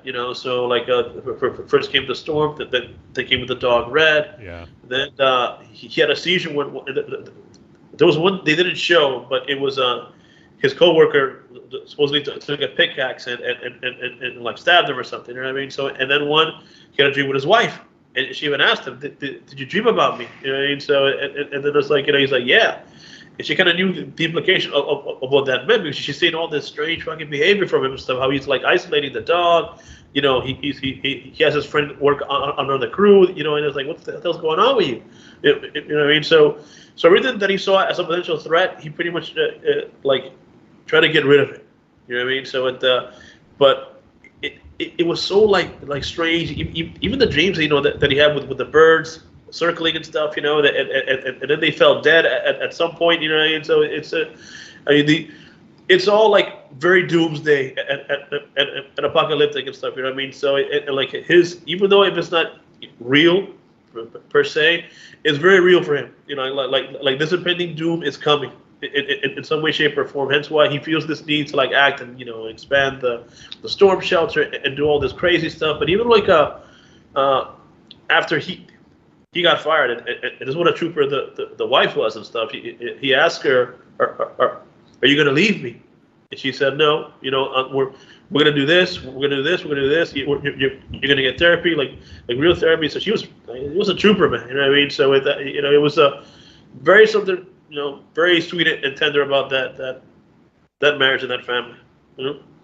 Well, you know what I mean. I like the way that they portrayed, like they showed us the dreams and what he was seeing, and then you had that one dream where you saw it from the outside world, where the wife thought he was having a seizure, and that was very traumatic, very disturbing, and you could get that from watching that from the outside, and it's just like, oh my God, you definitely got a sense of what he was going through, seeing it from both sides of that, and with viewing that when they were in that bunker and he was going to open that door, I did not know what was going to be on the other side of that door. Right. This movie portrayed that so well. I didn't know whether it was going to be sunshine or the apocalypse. Right. I did not know what was going to happen when he opened that door. This movie portrayed that so well. It reminded me, what's that Cloverfield movie with John Goodman? Remember where the Cloverfield. Yeah.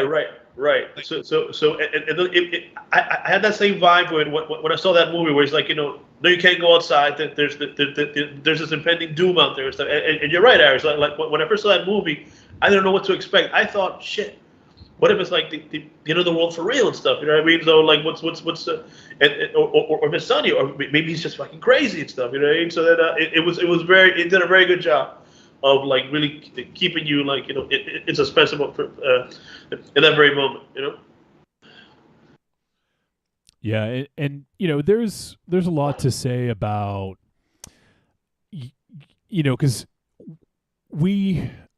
this movie leaves it up to interpretation. Like, were his visions legitimate? I mean, we get and it actually, the way it ended, I thought was really well done, because and by the way, we haven't mentioned, but we are going to spoil this, because I mean the movie is 11 years old at this point, and I think it's worth talking about. But at the end, when they open the storm shelter and the sky is sunny and everything's normal, you think like, oh, like, well, something's up with him, like it's all in his head. And then we get that scene where they go to the beach at the end, and then there's a storm coming, and his wife sees it too.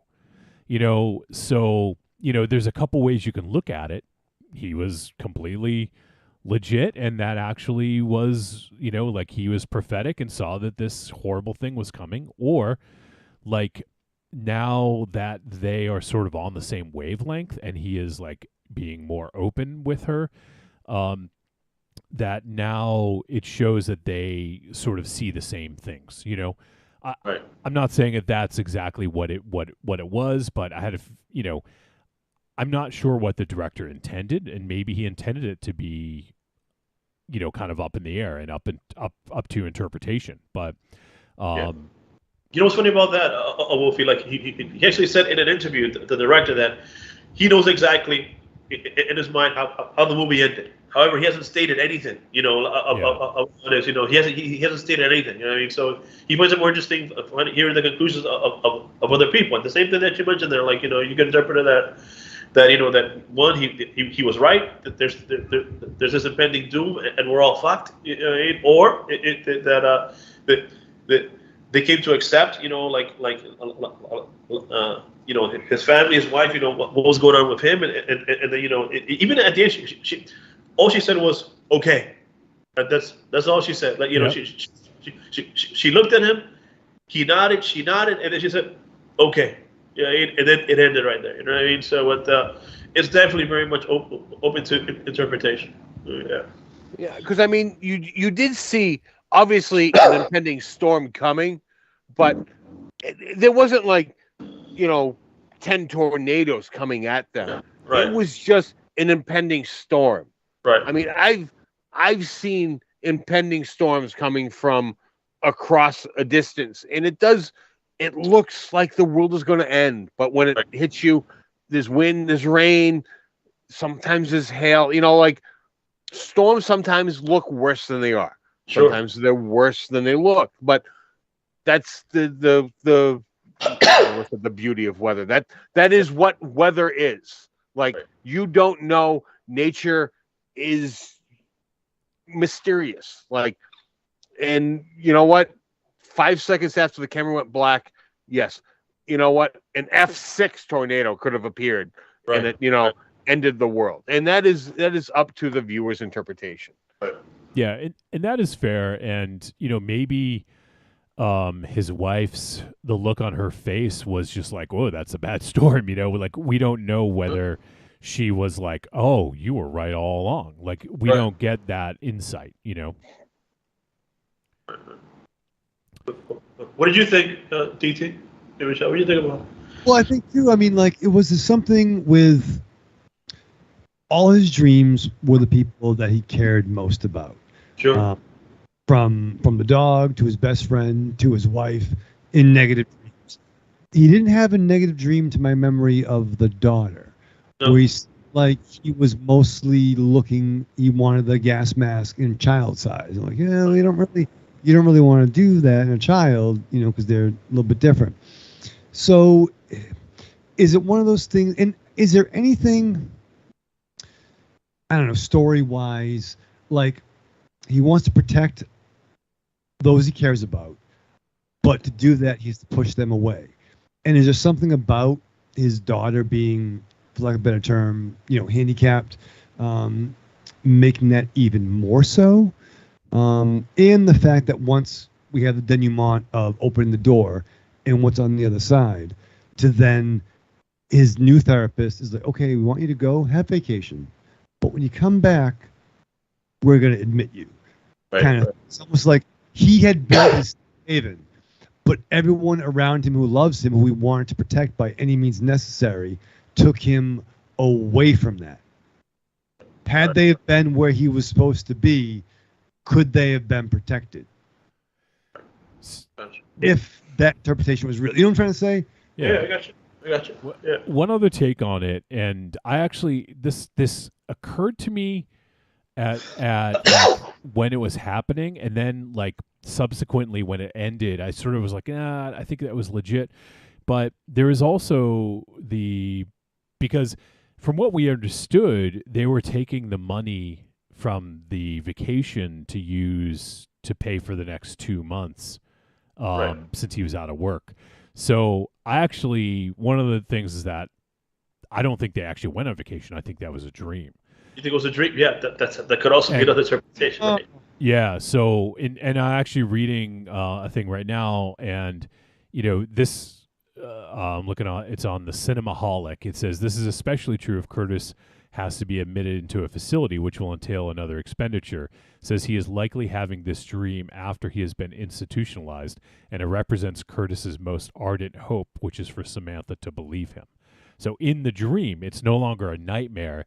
It is her accepting, his issues. So in actuality, if it is a dream, it's like the best dream that he could possibly have, because now she is like, yes. Oh, she's like, okay, He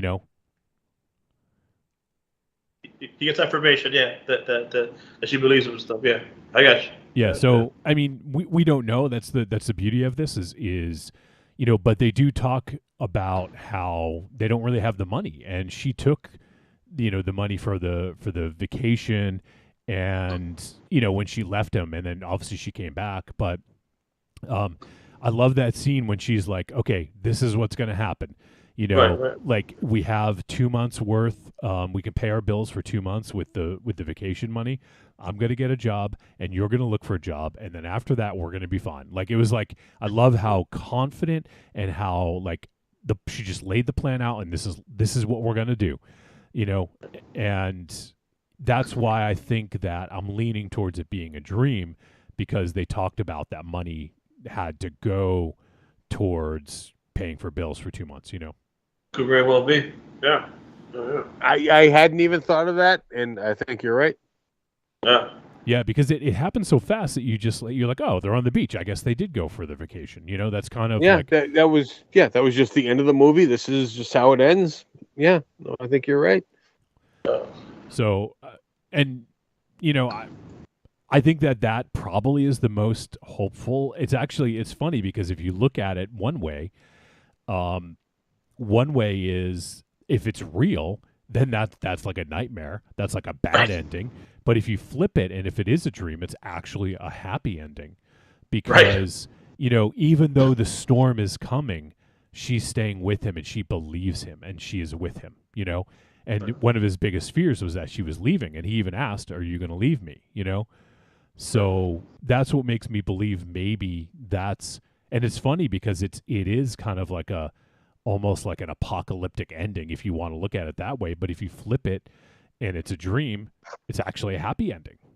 Sure. Yeah. Good interpretation there. Yeah. So it's kind of interesting the way you, depending on how you look at it, it could be a happy ending, or it could be a sad, like apocalyptic ending, Right. So yeah, it's interesting. And one other thing Marion said in the chat was she said Curtis taking out a loan against the house was primo chauvinistic pig. I mean, it was totally selfish. He was like, "Yep, I'm going to take out this loan so that we can, so that I can build the storm shelter." Like, he didn't even ask his wife; he just fucking did it. Yeah, I don't necessarily think that's necessarily chauvinist, where he thought he was entitled to do that. I just think he thought he needed to do that. I would agree with that. Yeah, I think it, in a way, not getting her opinion or asking her is just being a fucking bad partner. But I think it fed into his paranoia that I just got to do this. This is something I have to do. I can't, I'm not going to ask. Yeah, I think he didn't ask because he knew she would say no. Right. He was hoping to get it done, or at least mostly done, before she found out. That was because you could see it when it was, explained to him and everything else, and you could see him running through scenarios in his head, and he was just like, "No, we'll just do it." Like, I understand I'm going to get chewed out for this, but it needs to happen. Right. But even the bank dude's like, "Bro, I did your mortgage." Yeah. Oh yeah, no, yeah. He was just like, "You're going to get chewed out." Yeah. This shit is wrong. Yeah. When the bank guys are like, "Yo." What are you, crazy? When drunk dealers like, "No, you had enough, bro. You don't need any crack. You know what? It's the vegetables."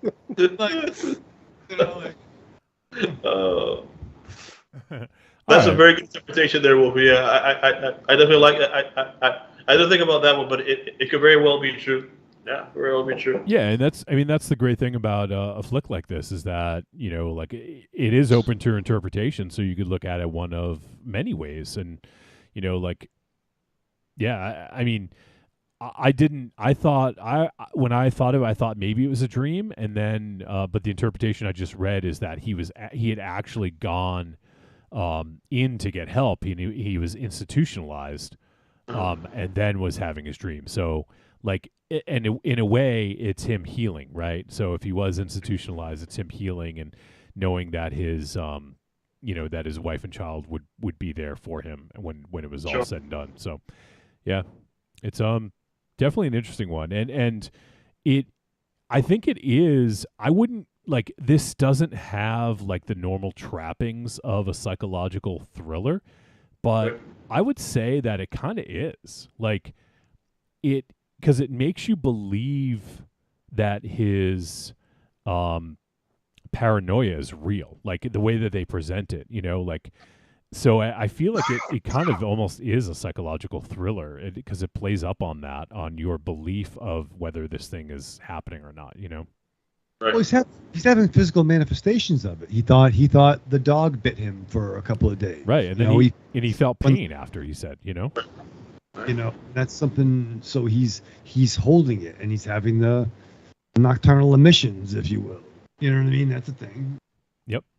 Something, it can be psychological. When someone loses a limb, they can have phantom pains in that limb that doesn't exist. That is part of the potential mental illness that is going on. That's true as well. That's very true. That's very true. All right. Well, I think we've done a pretty good job of dissecting this. Does anyone else have anything they wanted to bring up about this before we go to the verdict? All right. Let's do it. Let's go to the verdict. Trick or treat, baby. I wonder if people would say you're a trick or a treat. Trick or treat, motherfucker. All right, it is verdict time. We're going to let you know whether this flick was a trick or a treat and any final thoughts we may have. And I'm pretty sure I know what the verdict is going to be for Double D because he picked it, but let's make it official, Double D.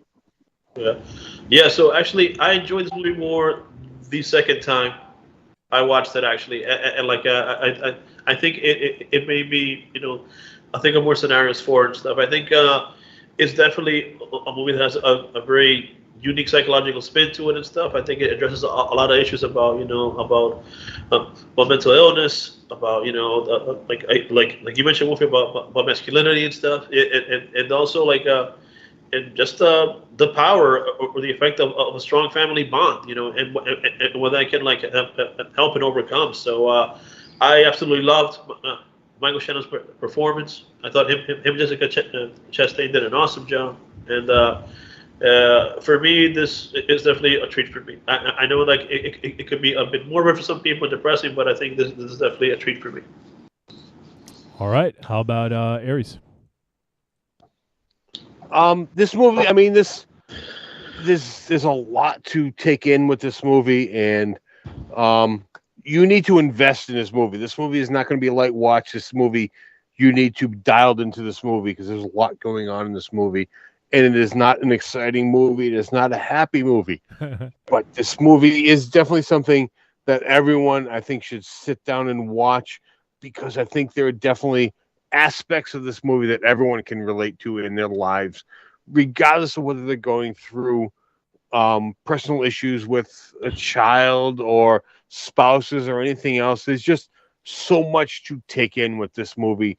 I think everyone, it is worth it for everyone to watch this movie. This movie is, you know what? I can't even say that word because of this movie. This movie, watch this movie. That's all I'm saying. Like, I hate our two-term rating with movies. So just fucking watch this movie. All right, Raven Shadow. Yeah, I watched this late last night with Marion down at the beach house, and it was storming. So it was really it was crazy wind blowing. I know we got some rain in back home, but it was pouring. over there, so kind of added to the storyline, and there were things that I could definitely relate to. Once again, I'm sure a lot of folks can. You can empathize with a lot of things going on in this picture. Everyone said it already. This is not a feel good one. It's not like, bro, come on over. We're gonna watch this. It's not a feel good picture. It's not quite Requiem, but once again, it ain't fucking Dodgeball. You know what I mean? It ain't Dodgeball. That's your go-to Dodgeball? That's fun. That's a fun movie, right? Out of all the comedies in the world. Yeah, that's what I'm saying. Your Dodgeball, that's your go-to? Maybe it's not Spinal Tap or Airplane, Airplane or Police Academy. Apparently, here's Raven Shadow's list. Casablanca, Dodgeball. And everything in between. He makes reference a lot to Citizen Kane. I like Tropic Thunder too. Yeah. As well. They did watch it. They watched Good Morning Vietnam. Good Morning Vietnam. I like that Adrian Crowe now. That's a fun movie too, right? Until the end, and it was like, oh shit, Yeah. It's true. But no, it was fucked up, and I wasn't sure. Even when we watched it, we finished it. Marion was like, "What do you think?" I'm like, "I don't know," but I was really looking forward to this discussion, and I got to say, the discussion we had did not disappoint. So, I think we're all. I'm not gonna speak for everybody. Thank you. I think we all can have some similar points of view, regardless of when we were born. So this is a not a fun loving. You just can't. You're gonna throw it a little jab, huh? I'm doing the through line to the narrative where they call that a callback. Don't call it a callback. Yeah, don't call it. Yeah, it's a callback to a little bit of a sensitive issue, in case you don't recall. I love you. Prove it. I told my parents over the weekend. What do you think of that? So have them call in and verify that, because that's how you prove it. They're sleeping, but no, I said I call love Al. it. Call Al right now on the phone. Get him on. I'll text him. Al doesn't know how to text. That's true. Yeah. He'll end up finding porn on his phone again. Yeah, no, that's not good. But I think I was fair to say that it's a. You don't want to say treat, but yeah, like you watch it, like Gary said, watch it. Yeah. Watch it. Yes. It's a somber treat to get fucked up to. Yeah. Call your therapist after this. All right, so for me, yeah, this is a treat. I mean, it's a tough watch for sure, and it's a difficult film at times, and it was heart-wrenching at other times. But it's very well made, very well written, very well acted. I mean, it's got a lot going for it. It's the kind of movie that I can't necessarily see myself watching again, because I just don't know if I want to sign up for feeling like kind of shitty. And to be fair, this isn't quite the same as Requiem for a Dream. Like, that is like that I can't. Fucking depressing as fuck. But this is just it's intense, I guess I'll say, and it's it definitely is a tough watch, but it's really well done, and it I think it really brings about some interesting topics, as we've discussed here, because there's more beneath the surface, so to speak, in the storm shelter, metaphorically, that is. And yeah, I think it's a treat. I think it's a good movie. Michael Shannon, I think he's a very good actor. Jessica Chastain also is kind of like The Rock in this movie, right? Like, and I don't mean your buddy Dwayne Johnson. I mean, she was like The Rock in this relationship that held it down, and she should have left him like 10 times over, but she stuck by him. She was loyal, and hopefully he got his shit together, and like had a good life for that little girl, because like couldn't help but feel bad for her given the situation. And I wouldn't be surprised if that's why they gave her the writers would give her a disability because you just really feel for her, you know. But yeah, it's a treat. So check it out. It is on Tubi if you're nasty. No, if you have it. Go ahead. Turn your shelter sideways. And stick it up, kick the ass. But yeah, it's on Tubi, which I think would Tubi has ads, so if you're fine with ads, then you can watch it there. Or you could probably rent or buy it, for like $2.99 or something. Yeah, at this point, fucking rent it, because ads, you're gonna get like invested, and then there's gonna be ad for dentures that pop up, and you're gonna be like, motherfucker. Yeah, exactly. I saw it on HBO Max, actually. At least over here, okay, they had cool. it. So yeah. Oh, let me see. I actually have the HBO Max page open right here, so I'll take a look and see if it's on the U.S. version. Yeah. Yeah. Because that didn't come up when I did a search. Yeah, so it's not here in the States. So gotcha. Tubi has your back. Gotcha. All right, well, that's going to wrap up our discussion of Take Shelter. And we're just going to go right into the next movie review, Raven Shadow. So, I'll be right back, though. Oh, wait, Aries, did I just hear?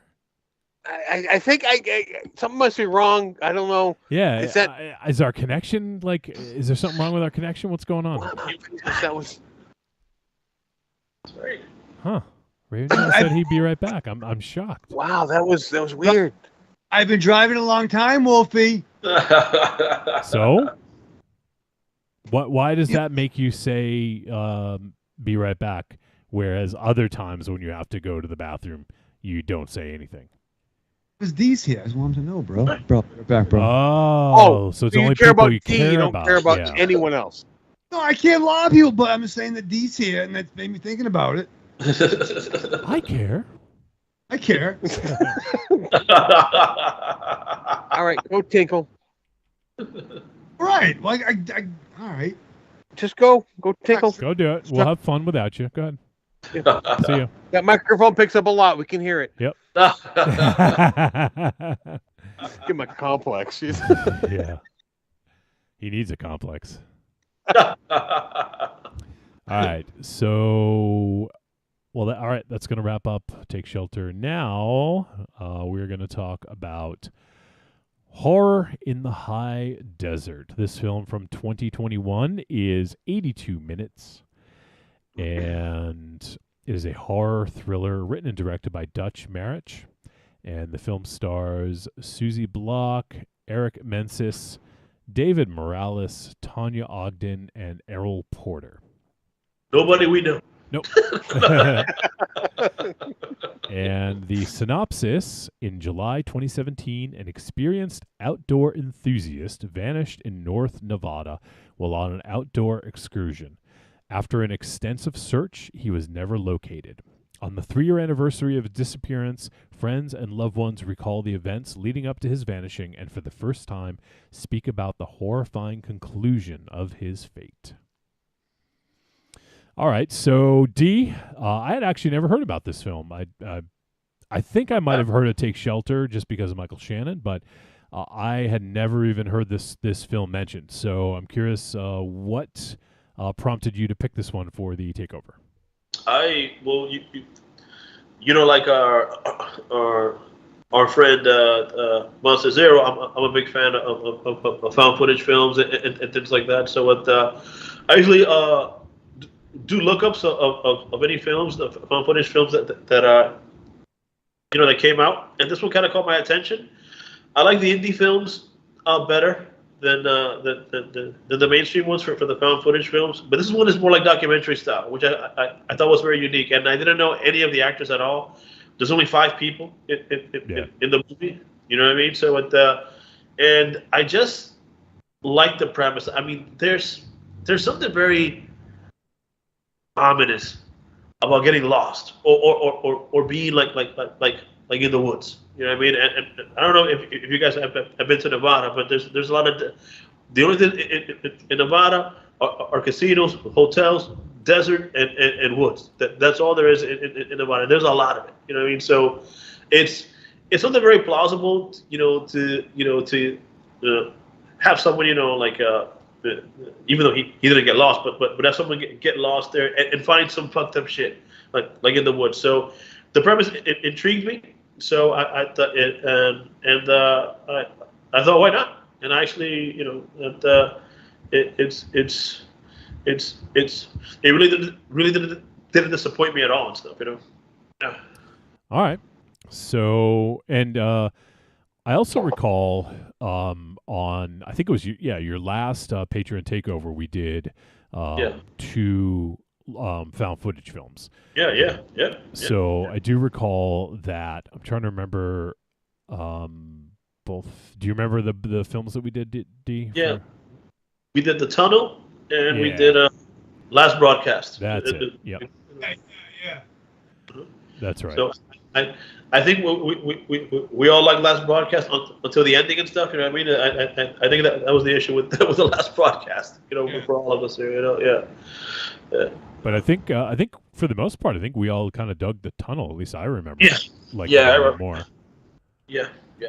There's a new actually I forget the name of it. But there's a new documentary about found footage films. Right. I'm trying to find out what it's called. I think it's on Shudder. Yep. Yeah, I'm not sure. I'll have to look it up while we're doing it. But it wasn't necessarily found footage style, because it's more like interview, documentary style. It seemed like a yeah, you're right. Like a I don't know, like an unsolved mysteries, you know what I mean, and with a very like supernatural element to it, Yeah. Okay, I did find just to follow up on that, the name of the film is The Found Footage Phenomenon, and it is on Shudder. So if people want to check that out, I haven't seen it yet, so I can't speak to it, but it's a documentary. It says The Found Footage Phenomena is an independent documentary charting the origins of the found footage subgenre, tracking it through to the technique's current form and asking what the future is.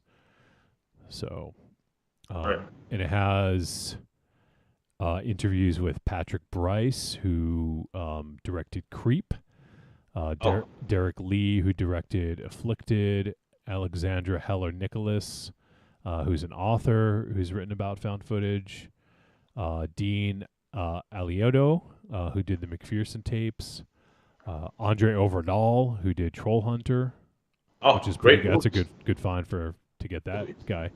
Eduardo Sanchez, Blair Witch Project, so on and so forth. I'm not going to name everybody, but it looks like it has a pretty good list of talking head interviews in it. So I would be curious to check that out, but it is on Shudder, called The Found Footage Phenomenon. All right, let's see. I didn't read the synopsis just yet. Let me get back there. Were you gonna say something, Raven Shadow, while I get there? Oh, I can. Oh no, I did read the synopsis. Never mind. Yeah, you did read it. I was gonna say. I forgot where I was, and I was like, wait, we talked about Nevada. Okay, so yeah, and we found out why Double D picked this one. So, I mean, the premise for this one is pretty straightforward. D just kind of said it. They get back together after 3 years that he's been missing, and there's sort of like a documentary style where they're talking to his sister and roommate and some other folks, and talking about some of the events that may have drove him to run away or go, whatever.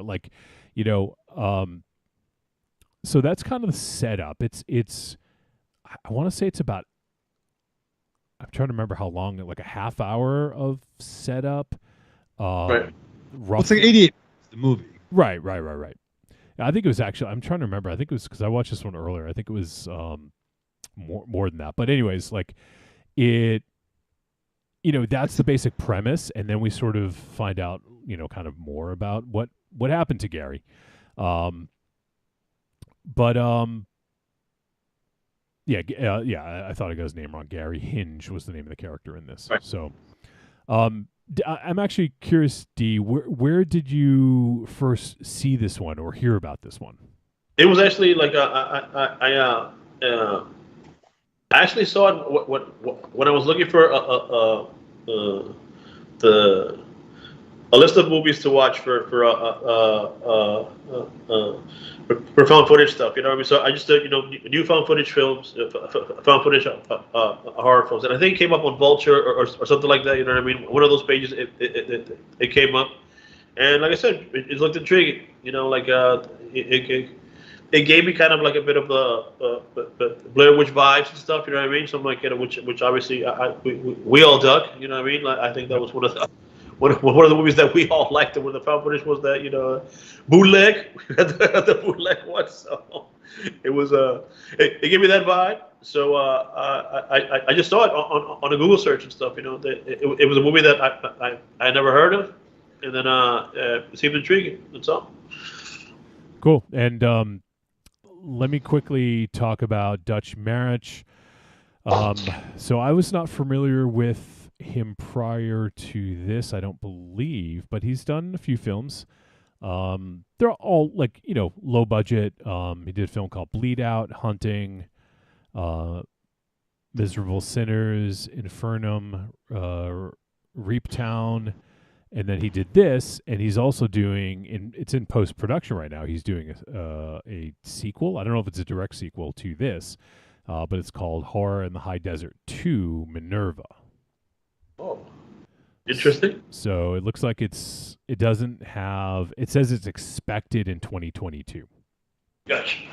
So I don't know how closely tied it is to this, but there you go. So if you did dig this, you can kind of look forward to a sequel. Sure. All right. I guess I'll start off and say I had a little trouble getting into this one. The talking head stuff at the beginning wasn't really grabbing me. I think that's why I remember the 30-minute mark, because I kind of looked down and was like, oh, okay, we're 30 minutes into this. And I just feel like it wasn't advancing enough. We're just hearing stuff about Gary from his sister and roommate and some other folks. And I don't know. It did grab me a little bit more as it went on, but it had a lot to kind of catch up after the first 30 or so minutes for me, So I don't know, I don't know you guys, Raven Shadow or Aries, I don't know if you guys were on board or if you guys felt differently. Aries? This is a prompt. Oh yeah. No. I said, far be it for me to step on the one who always likes to talk, but no, I am in agreement with you, Wolfie. This movie did seem to drag on to get to where they needed to go. I found myself are we going to get to anything soon? I feel they were trying to get to that dry documentary feel a little too hard. They could have played it up a little bit more and it would have been maybe acceptable, but the fact that it just was nothing, there was a couple points where they went to not stock footage, but shots of trees or whatever. It was almost like going to a commercial break things, but it wasn't at times where it should have been. Yeah. I think if it was broken up where it was after 15 minutes, they left you with some kind of cliffhanger, it was going to a commercial break, something to make you want to continue to watch. There wasn't anything to be perfectly honest with you, if I didn't need to watch this for the show, I would have turned this off. Yeah, I typically don't do that, but I might have been tempted. So yeah, I mean, Raven Shadow.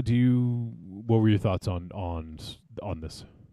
So I would say it would be the opposite of my good brothers. I would say that I was locked in kind of from the jump, and I would say so was Marion too, because like I said we watched the Michael Shannon movie last night, and even like that was a journey. That was a longer picture, and I just knew like she's like, why did you pick this? I'm like, because I know the end. You know the ending is what the pop is going to be, and when we started watching this picture, I know that's even for me too. The drug of found footage films is how they're going to make me go along for the ride. You're totally being a gimmick, right? You're Carrot Top. You're a hardcore match. You're a death match. You're thumbtacks. How are you going to make me be emotionally invested in it? And I thought it did the job of doing the talking head segment where this could have been a podcast for all I'm concerned. Actually, I watched some of this driving home. Marion was driving. I had Ollie in my lap, and I had my headphones on my phone. I just lost some of the connection going down the Cape, and we finished it at the house. But this could have been a true crime podcast, on your podcast platforms. But even if you were, there's a time where you're like, oh, okay, there's always a new wrinkle here. Like, oh, but wait. Oh, there was bare feet. Oh, wait. There was a friend. Or there was always something that would kept you guessing. So, and that's the pop of found footage for me is what's the punchline going to be? So I was just kind of fascinated about what's the pop going to be. So I was the opposite, brothers. I was into it from the jump. But by the simple fact that you said this could have been a podcast is why this movie fails in the beginning. Because if a movie could have been done audibly, it fails. And you could have saved a shitload of money. No, but I mean, but that is if you're watching. I think this was a movie that if you're watching it, by yourself, we've all watched those kind of shows. I remember, for those of us under a certain age, Unsolved Mysteries would scare us, or why do you have to say it like that? I don't know, because I'm having fun with Aries. But you're not. You're throwing in shots. Yeah, I don't appreciate it. You're throwing shade. I'm not throwing shade or Jack. You know what? I thought we worked that out over the phone here. Yeah, we did. You apologized. No, because off air we exchanged a little text, and I thought we were good. Yeah, apparently we're not. We're the best. We're the best. You're yeah. the best. Let's go. Dude, we are so Hellmans right now. We're the best, bro. We are fucking. I am so not mayonnaise. I don't know why you think you're mayonnaise, but I am not mayonnaise. Yeah, why out of all the condiments, why would you choose mayonnaise? Because Hellman's the one that has the best in the logo. It ain't like it ain't Golden's. Why wouldn't you be like spicy brown mustard or relish, Dude, we are like spicy brown mustard, bro, right Why now. do you have to go condiments? Yeah. Because he that way. Why don't you go friendship sandwich? Dude, all right. Yeah. Why didn't you go with Batman and Superman? Yeah. The other world's finest. High five. Or you could say we're Apollo and Midnighter. We are like Apollo and Oh my. That has different connotations. Apollo and Rocky, but that's fair. Yeah, no. Apollo and Midnight. That's great. Dude, we're just like Apollo and Midnighter, bro. Like a hairy blue and gold. Come on, dude. Hairy blue and gold. No, it is Pride Month. Fuck you, Superman and Batman. Fuck you. No, but I think like if you're like listen to with your headphones on to the covers, you're like, oh, this is scary. But you could be watching something with the lights off, and there's the footage. We're like Quantum and Woody. We're like Quantum and Woody, bro. But by the simple fact that there was nothing that changed what you were listening to by watching it, this failed. Like visually, there was nothing added to it. No. From the beginning, it could have, but I think visually is where that's where it takes a turn as the film progresses. Yes, as it progresses, but we're talking about the beginning, the first 30 minutes. No, I can understand Aries and Johnny there. Like I think Ray Machado and I, like, since we're more akin to like these types of movies, and also like, you know, I'm a big fan of the unsolved mystery stuff. You know what I mean? And it's always the same type of format. It's like a build up, you know, until you get to like the actual crime of what happened and stuff. For some people, you know, like, you know, it's just it could have been slow paced for them. You know what I mean? Even though it's a short movie.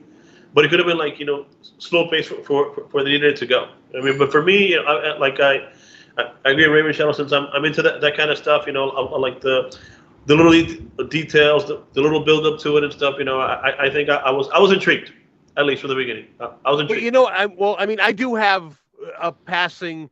You know, I'm not saying I'm a huge true crime fan, but I do enjoy watching it from time to time.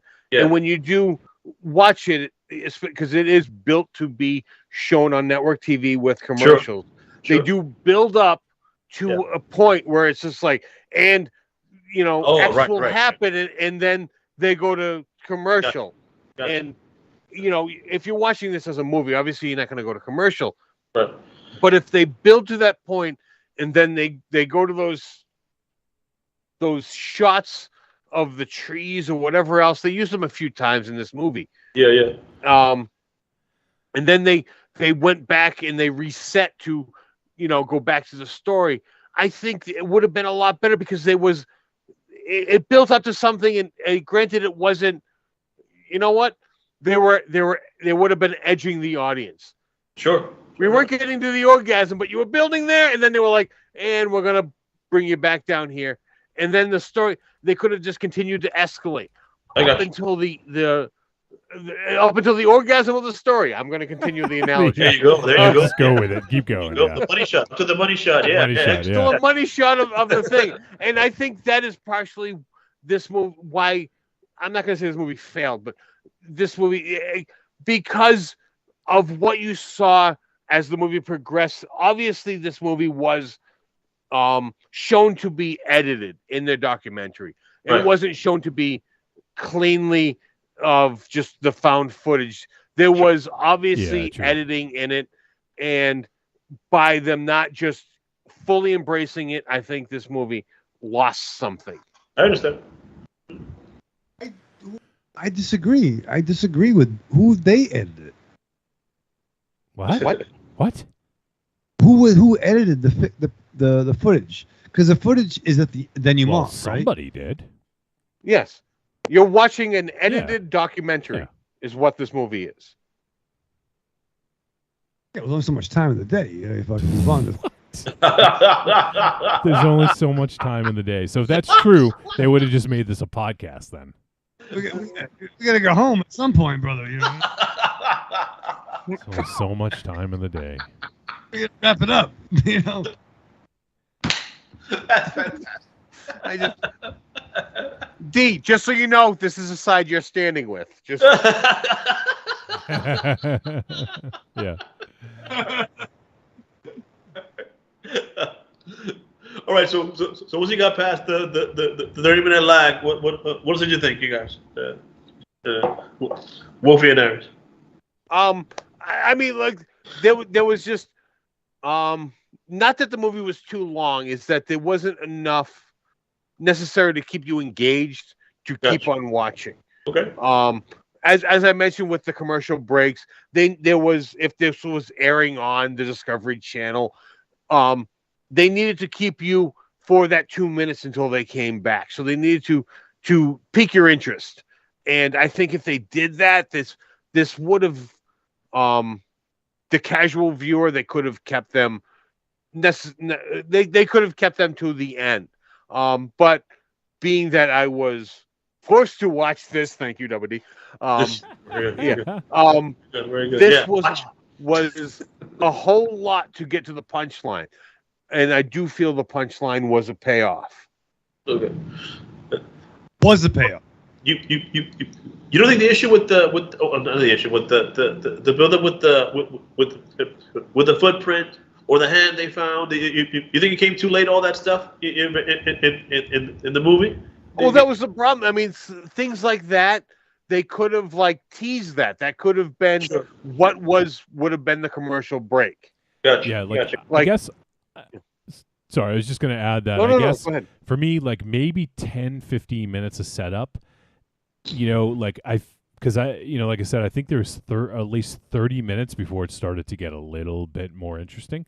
It was just kind of just talking about him, and I feel like we could have done with less of that, or introduce some more mystery earlier on, just to grab people, because obviously it worked for two of us and didn't work for the other two in terms of the pacing, you know. Sure. So if they had maybe added a little bit more of that, it probably wouldn't have taken away from you guys' interest, but it might have added to ours, you know. Gotcha. Now I do want it noted that one of the two that the pacing worked for was watching it in a moving car where he could not walk away from it. That's an interesting, yeah, that's an interesting way. Like you probably probably the first movie you paid attention to all year. I wasn't driving, bro. I was in the. I know you weren't driving. That's what we're saying. I know. That's what I'm saying. You were essentially forced to watch this movie. You were a captive audience for once. I'm forced to watch all the movies for the most part. God damn it. Well, what you are, but whether or not you do is another question. Okay, I'm just gonna throw it out there that everyone else listening to the words that are coming out of my mouth understand what I'm saying, except for you, Raven Shadow.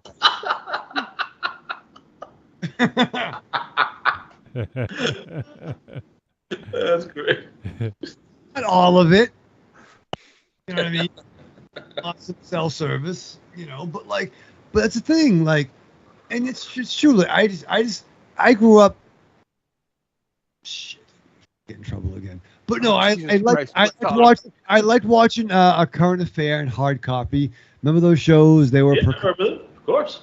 That was like, you know, at the early stages of like tabloid television when this stuff would have been on, and that's why like when everyone came out like, oh, Blair Witch is real. Like, no, dude, like it came out in '94. There were shows. This would have been on. The footage would have been leaked, you know, had it been a real thing. Right. But I was along for the ride, and I think it was done that in a very like, who's the fucking dude that fucked Amber Heard and is friends with the guy that smokes pot? Franco movie where he was the James Franco was in the cliff diving, the cliff. 127 hours? Yeah. 127 hours? Yeah. So, I mean, like, our main character, Gary, could have been one of those, like, you know, out in the wood. He was one of those, like... Oh, Gary! You told me you were brushing your hair. I never tossed off to anything.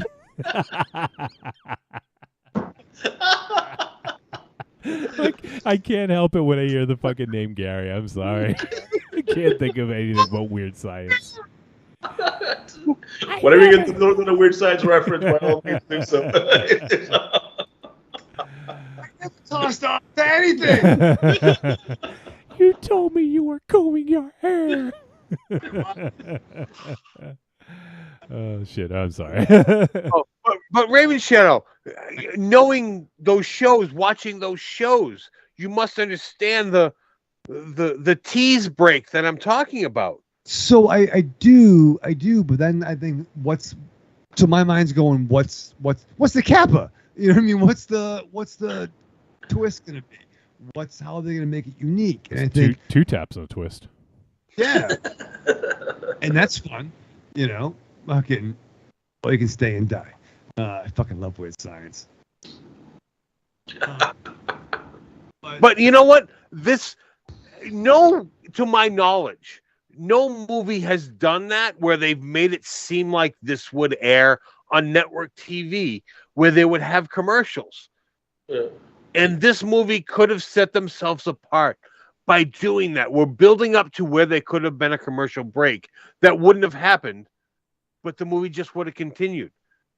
Sure. But are you saying you would have preferred like fake commercials? Like No. Not fake commercials. Just the build up to like, and they found something in the bag, and it's just Right. like, and it went to that Even the- shot of the trees, I got you. and then they came back and just it didn't go like, and the bag, and they were like, and they kind of like recapped and built back up to that again, as these shows do with that, where they have 10 minutes of content, but with the build up and commercials, they end up stretching that out to like 20, 25 minutes. And I think this movie could have done that because there wasn't a lot of content for the early parts of this movie. But if they built up these small little things and led you to believe that you were watching something that should have had commercials, there would have been a better payoff to this.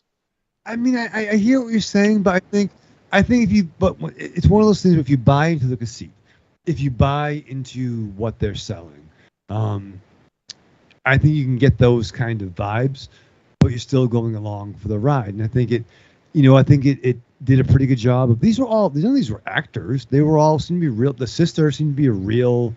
I think I work with her. I think she's. You know what I mean? Like, these must be real people, and they're doing the storyline with the sister and the roommate and the dog, and then you get the certain other hints at the truck, and the footprints, and this kid knows his shit. Why is he out there? And then, he's got I don't know how. I don't want to go into spoilers, but I think I thought it sprinkled enough of new elements to keep you riveted for the punchline. For me, that's just what can I say? And for Marion too. I was there with both of us. Are you speaking for Marion?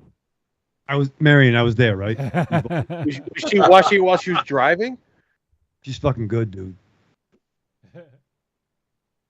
No, we watched it here. We watched it. We finished it at the house. So she missed part of it, though. We rewinded it, okay?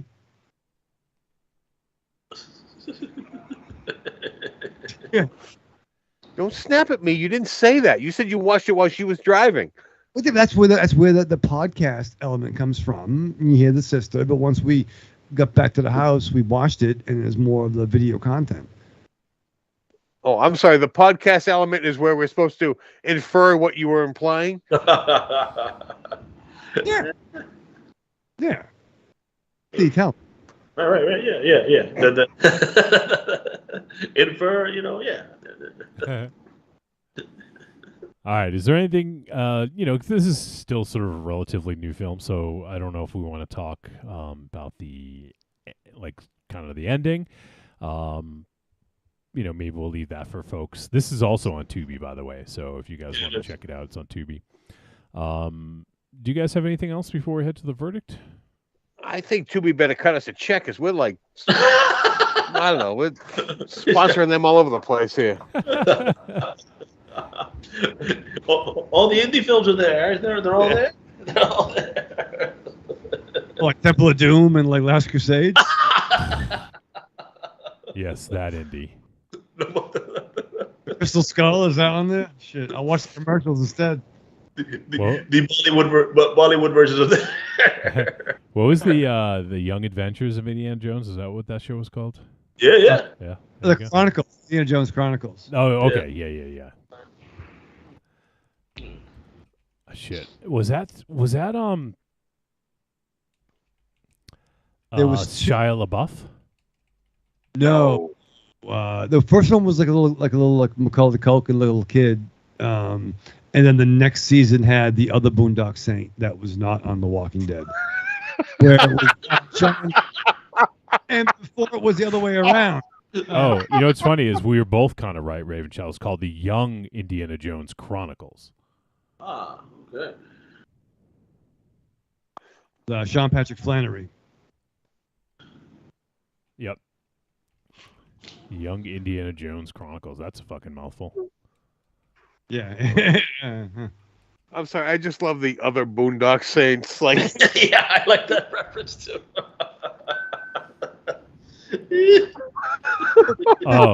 By the way, Evil Corny says there are some plot holes in Raven Shadow's story. Oh snap. Hey, which one? Yeah. What? There's lots of stories, corny. Yeah. Which story? Yeah. You're not doing a good job of patching those holes. I don't know what I gotta fucking fix first. Too many options. We gotta see what the problem is before we get the right tools. You know what I mean? All right, I guess we'll head to the verdict then on this one, huh? Sure. Yeah. All right, let's do it. Trick or treat, baby. I wonder if people would say you're a trick or a treat. Trick or treat, motherfucker. All right, verdict time. We're going to let you know if Horror in the High Desert was a trick or a treat. And any final thoughts? Once again, let's kick it off with Double D. Let's make it official. Sure, yeah. So obviously, I'm a bit biased with these type of movies, since I really dig found footage / documentary type movies. And even though I can see the fact to Aries and to Wolfie about the slow pacing initially, for me it wasn't slow paced. I think it did enough build up and character development, to keep me intrigued. You know what I mean? So I think like I said, since I'm a big fan of true crime documentaries and things like that. So it really reminded me of something like that, with a very supernatural element at the end. Obviously, we're not talking about the spoilers towards the end, but I think it, and just the woods are scary, man. So stay away from the woods, people. The woods are fucking scary. Yeah. The woods are fucking scary, man. Stay away.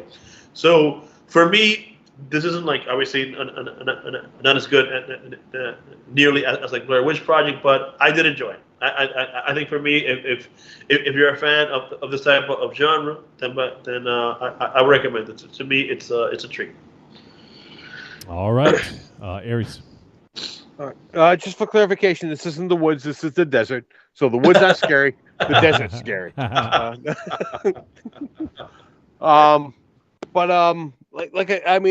I've already explained my small little gripes with this story. I think this could have been better. I think this could have really just stood out from this type of movie, but ultimately it just this will just fade into the other type of documentary found footage movies.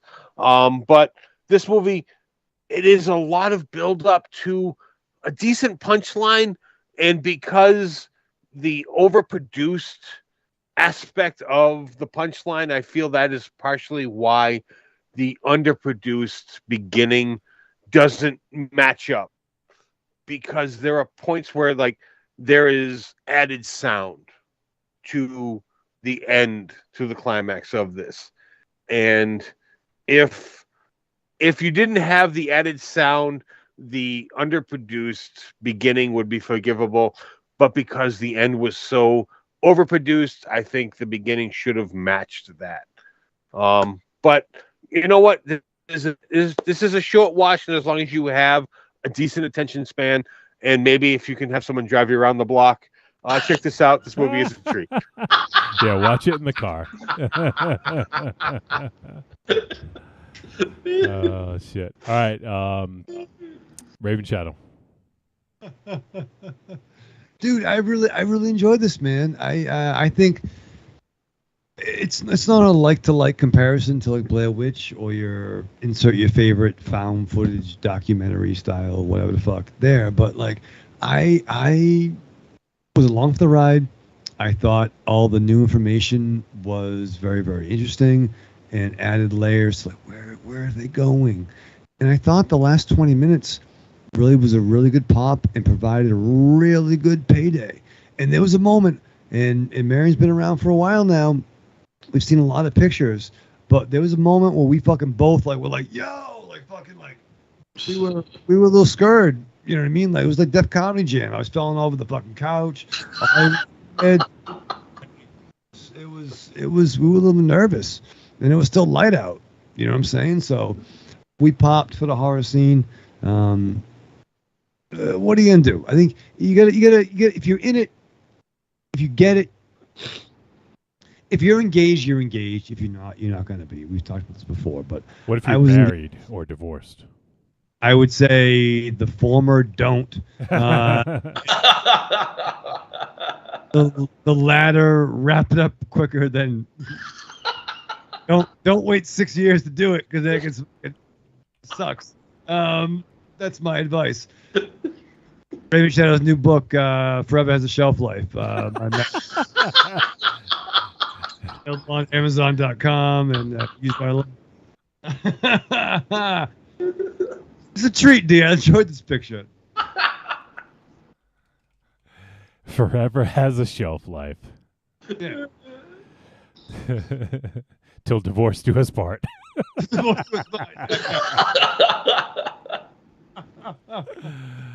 Oh shit. So yeah, for me, I mean, I've already kind of stated my thoughts on this, and it didn't grab me in the first 30 minutes. And despite it becoming a little bit more interesting, I would just say overall, I was already just kind of like, I wasn't engaged the way I should have been, you know? And because of that, when stuff happened later on, it just wasn't, I don't know, like it didn't have as much impact. If I was completely engaged in this and liked the direction where it was headed, I probably would have been more engaged. But, you know, that's kind of where we're at here. So, yeah, it was a trick. It was a trick for me. Ooh. I don't throw those out very often, but I know. I can't remember the last time you threw it up. it was. I mean, it's not a terrible film. It just wasn't for me. You know, it just wasn't. Wow. What? You gave the war in Ukraine a tepid treat. What the fuck? It's fucked up. Oh, come on. I'm kidding. Now, I'm kidding. Aries, he just did to me what he did to you earlier. Yeah, I know. He's a motherfucker. So now so basically Aries carries around a Confederate flag with him, and I have the Russian Z symbol tattooed on my ass, right? Is that what you're trying to say? Hey, I don't know what that symbol looks like. I'm just having fun. Do you know what a Z looks like? The The letter Z. Yeah, like Zorro, right? Yes, yeah. exactly.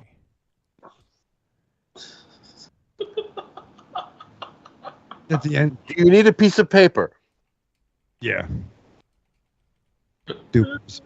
So there you go. We've all given our thoughts.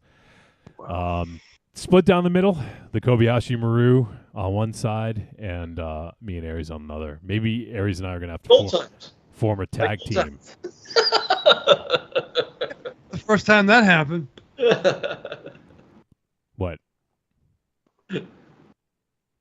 First time what happened? Rules on one side and Aries and somebody else on the other. It's always that way. I think that's usually the case. I'm opposite of you guys.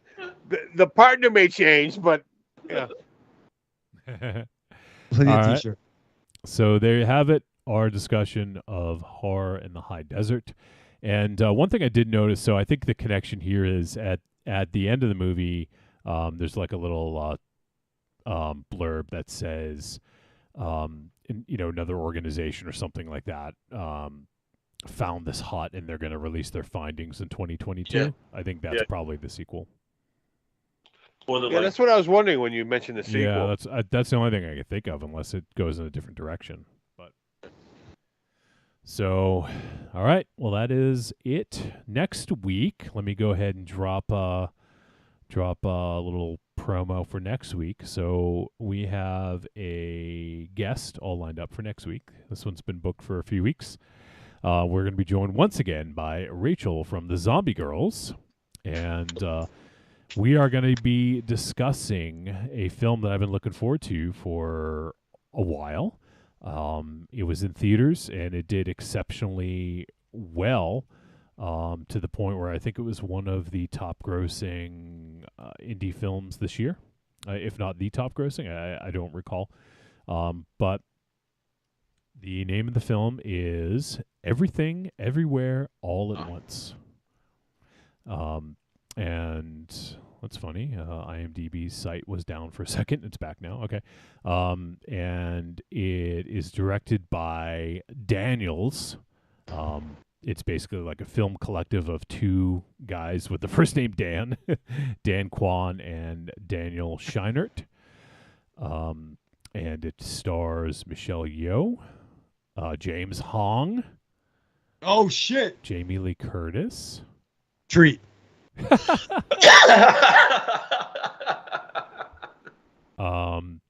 Shit, what's his name? Ki Hu Kwan.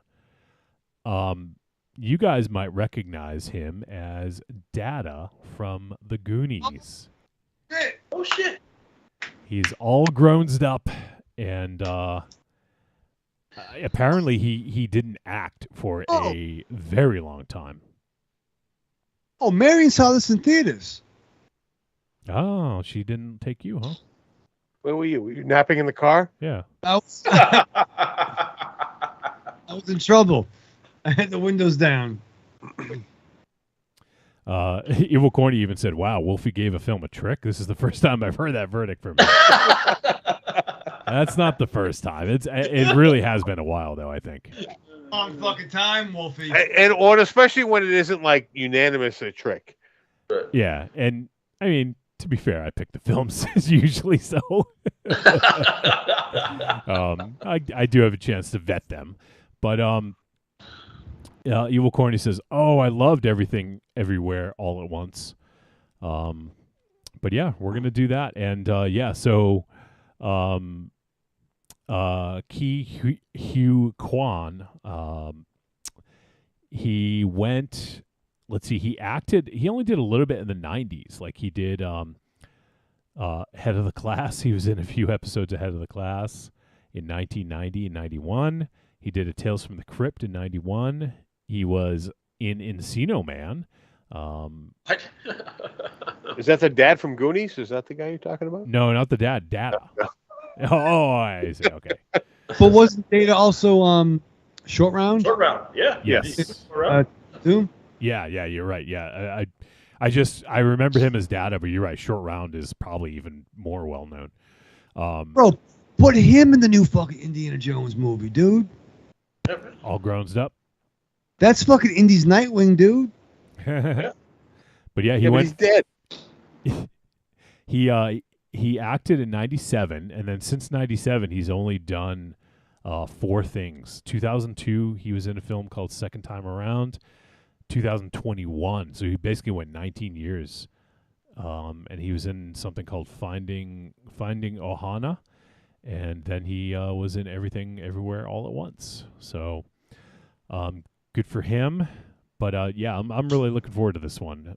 I wanted to catch it in theaters, but I still haven't gone to the theater since COVID began, so I just wasn't ready to go see this one. But yeah, super curious to check this one out, and we're gonna do it with Rachel from Zombie Girls next week. So there you go. So if you guys have seen Everything, Everywhere, All at Once, you can send in your voice messages, podcast@trickortreatradio.com. Let us know what you think, and we'd love to hear from you. But that is it for film stuff.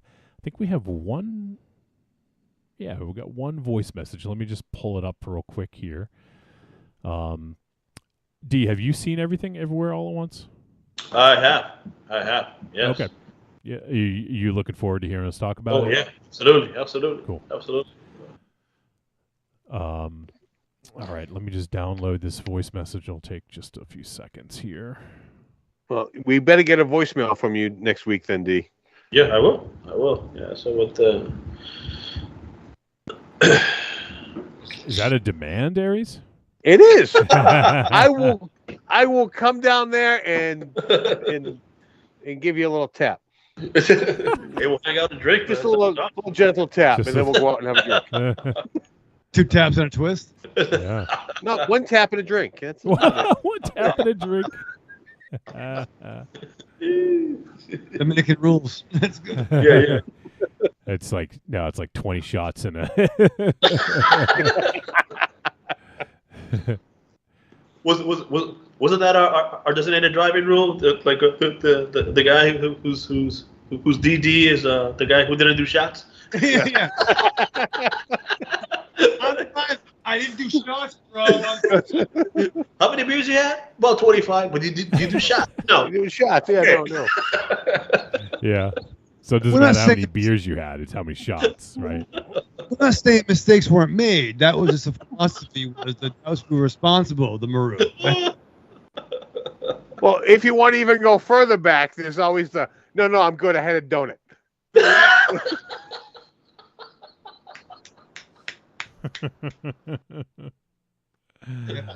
Oh man. We had. Remember we had the chocolate. We got the chocolate donuts, D. Yeah. Yeah. Remember when we went to McDonald's and they weren't open yet, and we waited there at the drive-thru until 5 a.m. because we were hungover. Because we wanted breakfast. We were like, right. We want some fucking breakfast standees, bro.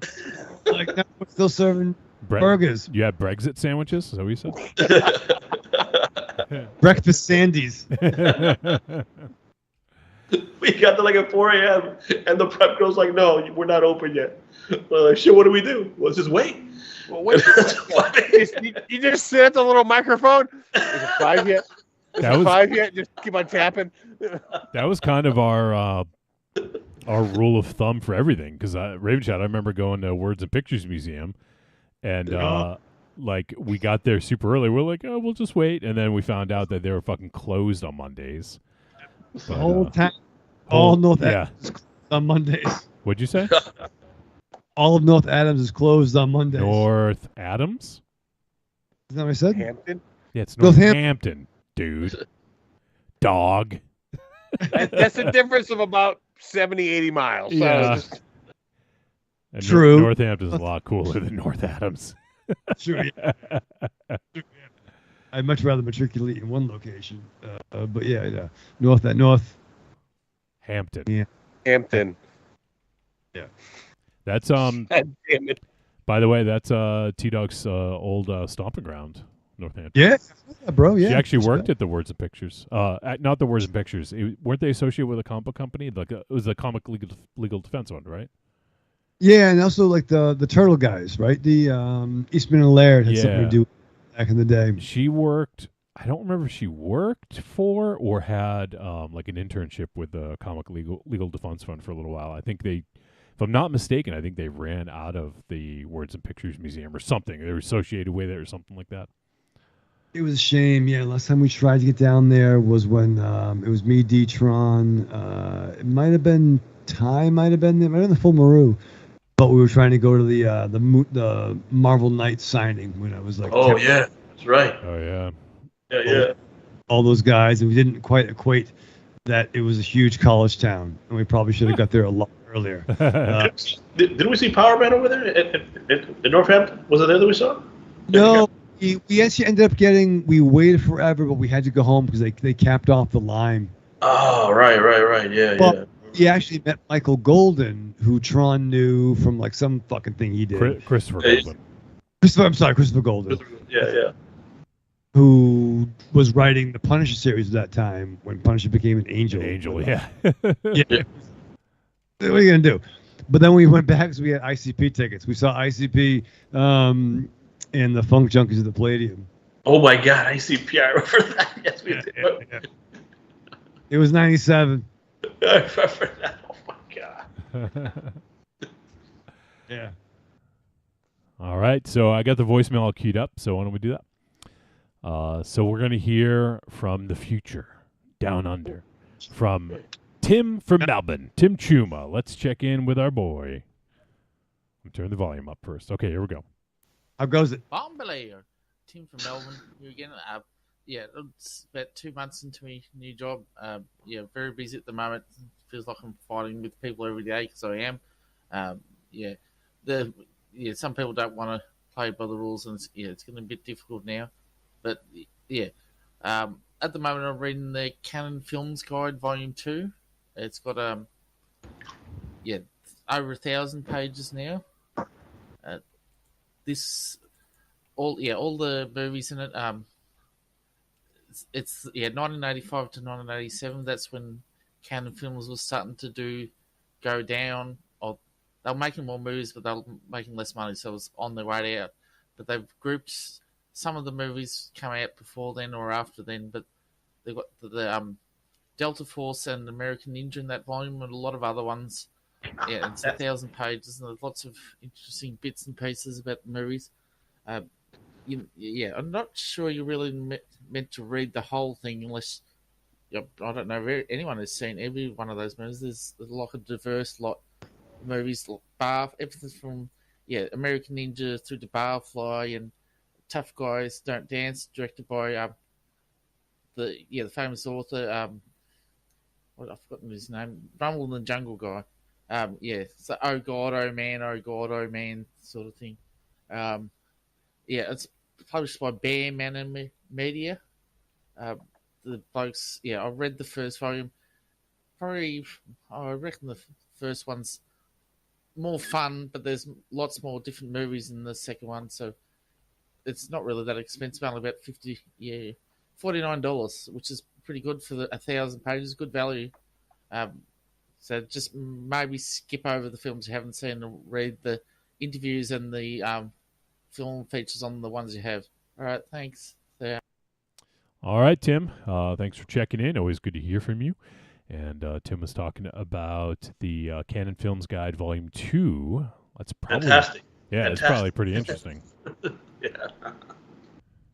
I want all those movies, those Canon film movies. Right? So those were like that's 80s gold right there. Really is. Yeah. Fucking love American Ninja. So good. Part 2. Let's see. I'm looking. I want to see. I want to take a look at this book real quick. The cover is awesome. It's got Skeletor. He was played by Frank Langella, right? He was. Yeah. Dude, got him on the cover. He's flanked by a whole bunch of other people. I can't see the cover too close up, so I can't tell who all is on there. But was Superman 4? Was that canon? It was, yeah. Okay, because that guy's on the cover. I can't remember his name. It was distributed by Canon, which is fucked up. Yeah, it is. It doesn't make any sense. They fucking were owned by Warner Brothers. I know. But they took money from Superman 4 to make Masters of the Universe. They would move funds around, and Masters of the Universe was a little over ambitious, and it was dark, man. I saw that in theaters too. My mom took me. Respect to Mama Raven Shadow. He was killing people. What? He was shooting people. Oh, I thought Mama Raven Shadow was killing people. I was like, what the fuck? Fucking, she's Italian. Don't you dare make fun of my son. I can just see it. Throwing fucking, stale Uncrustables at people. Yeah, based on Uncrustables. Yeah. I can see it. Frozen. That hurts, dude. That hurts. Like a man, imagine having like a fucking launcher gun that shoots frozen Uncrustables. We got like Highlight. Like what's that game when they play with the Yeah, Highlight. Yeah, Highlight. Like that Miami Vice episode they had back in the day with. Oh yeah, I remember that. All right, so just one more double check, make sure I didn't miss anything. Check the spam. Got to check the spam corner. Bless you. Thank you. Let's see. Anything in there? It's just running really slow all of a sudden. Okay, yeah, nothing in there for the show. I have some Probably some African prince offering me some money or something, though. Oh, you too? All right. So, yeah. All right. Well, that's going to do it. So, Double D, man, thanks for your support and for just like I will say, I mean, I'm glad you brought Take Shelter to us because that was a really good movie. And I'm also glad I'm not mad that I saw Horror in the High Desert. It just didn't work for me as well. But when I saw the trailer, because when you picked it, I was like, oh, I haven't even heard of this movie. Let me check it out. So I watched the trailer and I was like, yeah, this looks cool. Like the trailer looks good, so generally like I probably would have been, interested in seeing it. But as we talked about, it just didn't work for me, but I'm glad that I saw it. So cool.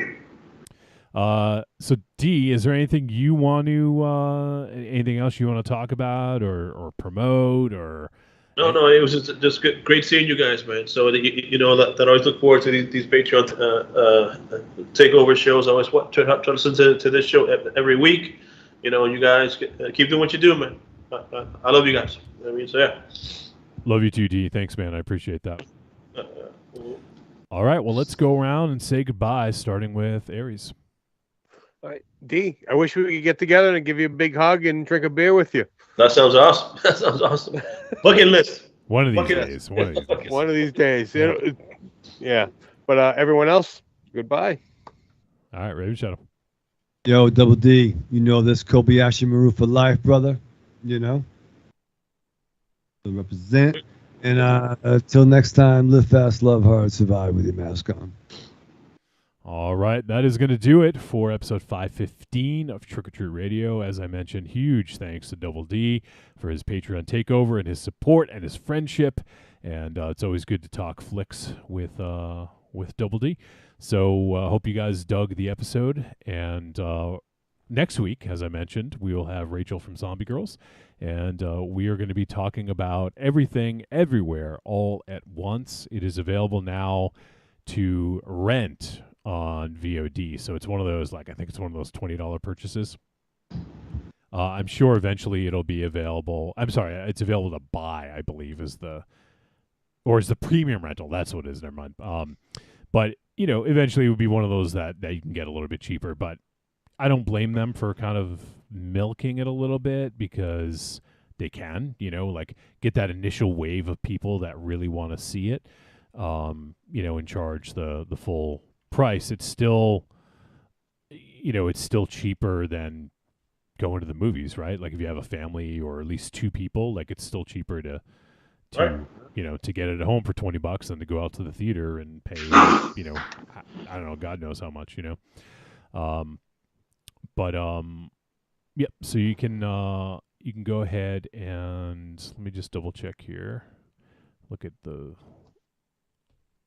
just want to make sure it's not for the cheaper rent. Just want to see the price on this. Okay, yeah. So it is $19.99. I'm looking on Prime Video. So if you wanted to, you could buy it for $20. I think they also have, you can actually get the DVD and Blu-ray cheaper. Like Blu-ray is $14.96 right now. It's 63% off. So it won't actually. I'm sorry. The Blu-ray won't be released until July 5th, but you can pre-order it now. But I mean, if you want to, it's for $14.96. If it's a movie you love, that's a pretty good fucking price. 63% off right now on Amazon, and you can use our link, right, Raven Shadow? Yeah. All right. So, that is now going to wrap it up. So, we appreciate you guys tuning in. We appreciate everyone who listened live and for the feedback we got from Tim from Melbourne. If you guys want to leave your own feedback, send a voice message or an email to podcast@trickortreatradio.com. And that is going to do it. So, till next week, we'll be back once again with Rachel from Zombie Girls, and we'll be talking about everything, everywhere, all at once. Come back and hang out with us on episode 516. I almost said 1516. Jesus Christ. But yeah, come hang out with us. We'll see you guys then. All right. See you.